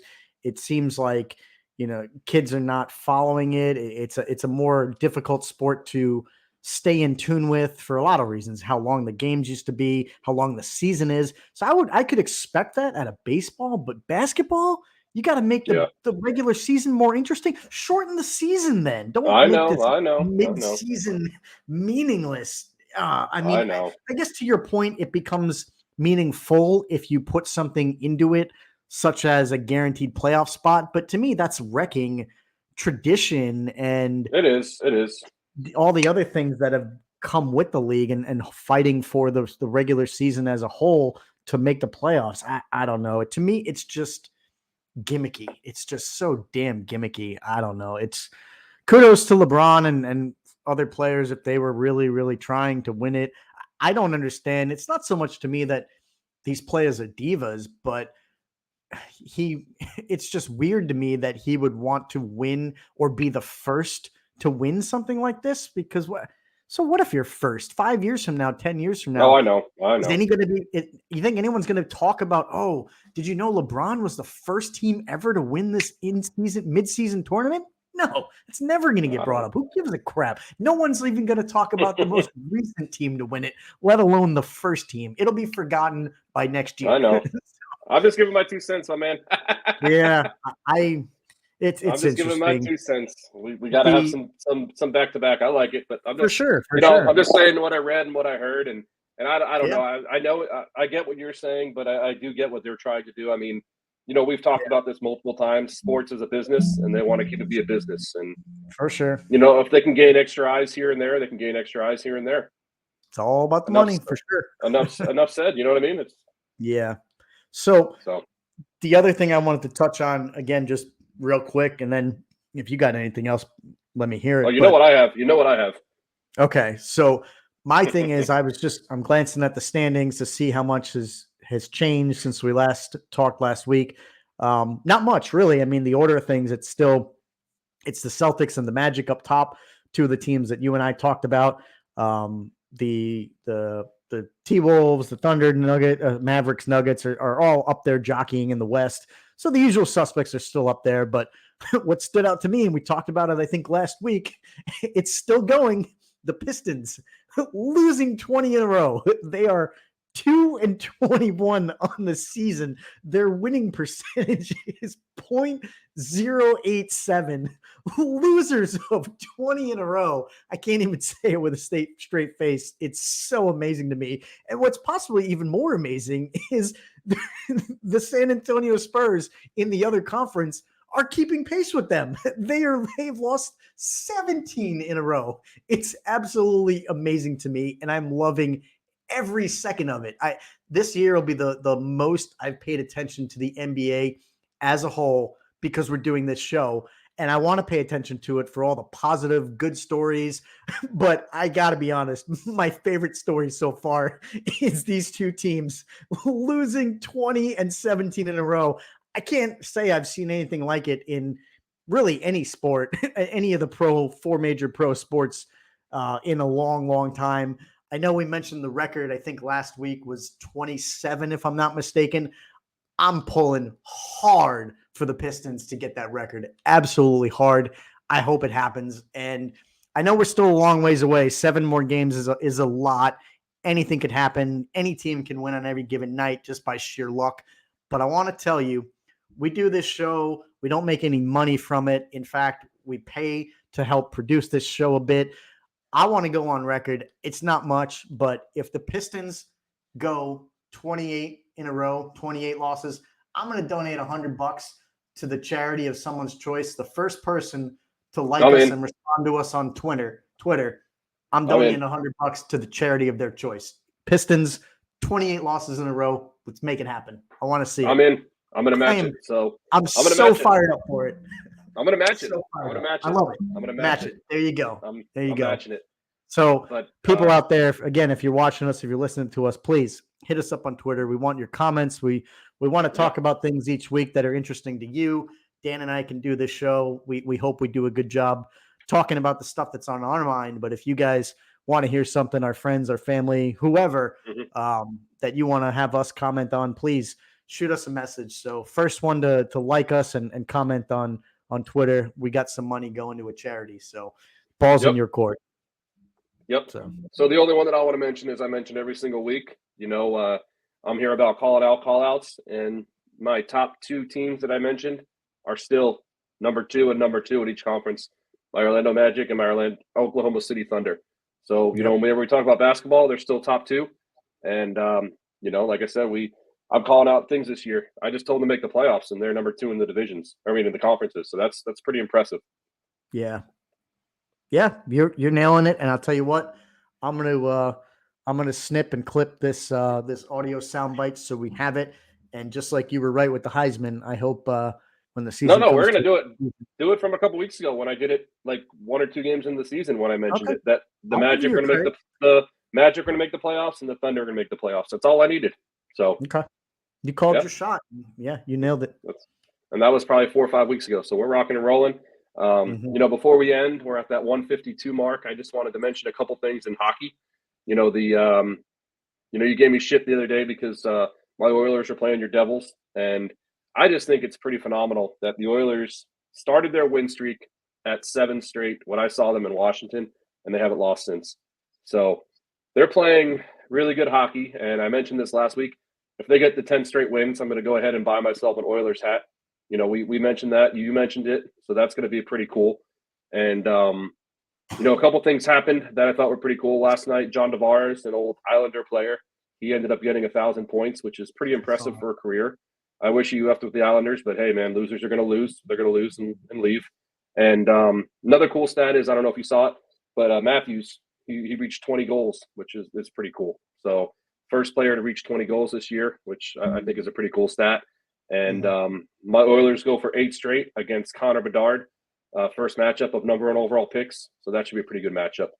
And not sure if you wanted to add anything real quick on hockey, but just thought I'd do those 2 cents and go Oilers. Let's get it to 10 straight. So 10 straight, and you're buying a hat. I guess I'm feeling generous. We got Christmas coming up. Maybe I'm feeling jolly. I think the NHL record for wins is 17. I want to say it's the Penguins. We'll have to look into that. I like to consider myself a historian, especially when it comes to hockey. I think the record. I'm doing it right now. Checking it right now. I think it's the Penguins 17. If the Oilers get to 18, I will buy you an Oilers jersey of your choice. Woo. So, all right. 17. You're right. 92, 93. They 17 games, and that was a pretty impressive team they had. Mario Lemieux, Jaromir Jagr, Tom they Barrasso, had Ron Francis. Yeah, I Tom think Barrasso, they had the Ron goalie. Francis. Yep. Ron they Franchise, had probably old Samuelson, some of those other guys. Yeah, that's a deep team. So 18, you get an Oilers jersey of your choice. All right. And 10, I get an Oilers hat. So here we go. That's right. Come on, baby. I'm not buying you the hat. You buy yourself the hat if you want. That's what I said. 10, I'm getting the hat. 18, I'm getting the jersey. Let's do it. Okay. So we got some stuff on the line here. I like it. I want to make it interesting. Good reason to follow every week and see the progress. So good stuff. You're right. I can't believe it. We're coming up on the 2-hour mark. So I think we got to get to our picks and make sure we get those in. Quick recap from last week. Anybody following along knows that we went 1-1 each the last 2 weeks, actually, because looking at my lock this past week, I had Houston -5.5. I felt really good about them playing the Jets. We were talking about who was going to quarterback for the Jets, but it ended up being Wilson. So that was a little bit of a surprise. We knew it wasn't going to be Boyle, but either way, I still would have felt confident, and Houston let me down. But my upset, I went with the G-Men. I felt really good about them getting 6.5 points. They didn't even need the points. They ended up winning outright. So I go 1-1 for the week for the second time in a row. And get now with the old the Italian, you know what it is. La Bafangulia. Get him with it. Absolutely. Hit him with it. Absolutely. So now I'm sitting at 11 wins, 11 losses. You turn around and do the exact same thing, and you had your upset, which blew up. You had Detroit giving 3. We all know what happened. They actually lost, so That you was my didn't get lock. that one. But that was your lock, and then your upset was Cincinnati +1. Yep. They were getting 1 point, and they ended up winning outright. So we both went 1-1. We were both wrong with our locks and right with our upsets. So the two of Yep. us both, we are in lockstep again, sitting tied, 11 wins, 11 losses.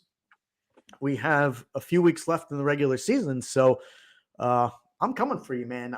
I'm into this Come right on. now. I like I'm that pumped. this is competitive between you and I. Yeah. I'm enjoying making the picks, and I'll be honest, I'm putting some thought into them. It's I am not too. easy. And as I'm looking at the I went first spreads last week, so if you now, want to go first, if you're ready, make it happen, Captain. yeah, I am. I think I have my lock. It's not an easy week. There are some games out there. Boy, it's tough, but I'm gonna go my lock this week. It's gonna be a get right game for them. It's on a Monday night, so I see them Oh, I see trying it. to come through, and I'm 4 gonna points. take the Eagles. I wish I have 3.5. You have 4? Okay. Yep, I got I'll minus take 4. the 4. Beautiful. I'll take the 4. I still like it. I'd prefer it was 3, but I will take the Eagles as my lock. I think they get right at -4. And then my upset, I think I had this too. There was something that stood out to me. Let me see where it was. Yeah, I mean, I got to go. I'm going back to the well. I'm going back to the well, and I'm going G-Men. They're getting 6. They're getting 6. I'll take the 6, man. I think they keep it competitive. There's so much on the Hell line yeah. now. I Hell don't yeah. believe in the Saints. I'm not saying they're going to be a pushover or a blowout or anything like that, but the Saints aren't world beaters by any means. And the Giants, they put themselves right back in the conversation. Give me +6 all day. I think there's a strong chance they win the game outright. If not that, I could easily see them keeping it within 3. So give me my upset. Give me DeVito Hit 'em. +6. Hit him with the DeVito. Hit him with the DeVito, and hit him with the Bafanguya. Hit him with it, with the chin. That's right. Bafanguya. There you go. Mhm. So All right, your turn. What you got? I'm going to go back to the well as well. With I got 2 of the games are going to be on Saturday. I do want to talk shit about a team that I've been talking shit about all year. The stupid ass Jaguars. Remember last week when we were making picks? I was saying that I should have went with them. They were getting 3.5, and I said, no way, they're going to screw it up. And they lost to the Browns. And this week they're playing the Ravens. They're going to get smoke checked again at home. So I'm not touching them. But the 2 games that I am touching, the same division, AFC North. For my lock, I'm going to take the Bengals -3.5. You were going to take the Bengals. Where are they? Why am I not They're seeing playing them? Saturday against the Vikings. Saturday. Oh, I see it here. So you have -3.5. Yep, so do I. So that's your lock. Yep. All right. And then same division, I'm going to take the Steelers +2.5 against the Colts on Saturday as well. Steelers +2.5. Okay. Okay. Yep. I wanted to go That to the is Lions, a but I bold saw the pick, my Lions and I was thinking about going, but I'm going to go with these 2 bad boys on Saturday. So we'll know what I'm at on Saturday. Now, I am in no way trying to influence your pick. If anything, I hope you stick with it because I disagree. I am very, very curious. What do you see in Pittsburgh that makes you pick them as the upset? Because it's not you're only getting 2.5 points. So if they lose by a field goal, you lose. Obviously, maybe you think they win the game outright. What do you see in them? Absolutely jack shit. The only thing that I see in them, and the honest to God truth, the only thing that I see in them is Mike Tomlin's win-loss record. He's not gonna Okay. He's not. That's what I see in them, and All right. I don't see anything in the Colts either. And the Steelers still have a pretty solid team. The Colts are not that good either, and they're both 7-6. It's going to be inside, so there's going to be nothing wrong with the weather. Huh? What'd you say? Not a believer in Minshew mania. I was for 1 week when he was on the fantasy squad, and then I told him to haul ass. So, yeah. But no, I just think that the Colts, I mean, last week they played like crap, and there's not going to be any weather because it's inside. And I think Mike Thomas is 2 losses against, the Cardinals and the Patriots with two wins each. Tomlin's going to be in their ass. He's going to be pissed off. And I just think Tomlin has too much credibility, too much clout, too much, everything to lose 3 straight and then coming off those 2 abysmal losses and to keep that win, that win-loss record alive. He's only got to win, 2 out of the next 3 to go, 9-8. Or he's got to win 2 out of 4, so he can go 2-2 and go 9-8 and keep that win-loss record. So the power of that streak, the win-loss record. Yeah, we'll so see. That's my faith in the Steelers is Mike Tomlin. Okay, I like it. Enough said. Enough said, my friend. Sound reasoning there. I like it. Yeah. Gotta like the reasoning. Absolutely jack shit. That's why I don't see him. Just like Tomlin. I like it. I like it. That's yeah. It takes some gumption, some gusto there. So true honesty as it is. That's right. So 2 hours, 1 minute. This has been our longest show to date, if I'm not mistaken. I think we did 2:03 a couple weeks ago. Okay. Well, let's just hang on. Let's just sit and wait for a minute or two. Now do a little foreshadowing for next week, or wait? Shadowing? Foreshadowing for next week. Should we give the people a little peep? So, okay, yeah, that's a good point. We I don't want to give too much away, but hopefully people are liking the show. If you tuned in, we've had really one major guest. We had Chip Lawrence join us a couple of weeks back. Pro MLB. 2 major guests. What's that? We had 2 major guests. We did. That's true. We did. I can't leave our boy Dolinator out because he's the best. We appreciate him. So 2 major guests. And we're looking to have a 3rd next week. Won't say the name because it's locked in, but you never know what can happen with schedules. But we are set to be joined by a former NFL player, former first-round draft pick, someone who played in the NFL for more than a decade, and should be able to spend some time with us. Hopefully, talk some NFL playoff ball and all the good things going on right now. So. Little preview into what's hopefully going to come next week. Really, really super excited to bring that to everybody. So we always thank everybody for joining us. Dan, you're the man. Thank you. Couldn't do it without you. Any kind of closing remarks? Not a whole lot, man. Just fun stuff, good talks, and go Yanks. And hopefully we get some more players and become the Mecca, like I said. The Mecca. The rebuild is here. And, it's in full swing. So good stuff. Sir. Huge show today. We thank everybody, as always, for listening. Overtime Sports Show. Hit us up on all the social media channels. We're super grateful and thankful for all the support, the likes, the mentions, subscribes, all that stuff. If you haven't done it already, please give us a shout out. Hit that like, subscribe button. We would greatly appreciate it. But it's another one in the books. Greg Gross, Dan O'Brien, Overtime Sports Show. We're out. See everybody next week. See ya. Everybody come see the greatest show. Gather up all juggalos and roll. Come on. Everybody come see the greatest show. Gather up all juggalos and roll. Come on. Everybody come see the greatest show. Gather up all juggalos and roll. Come on. Everybody come see the greatest show. Come on. Everybody come back.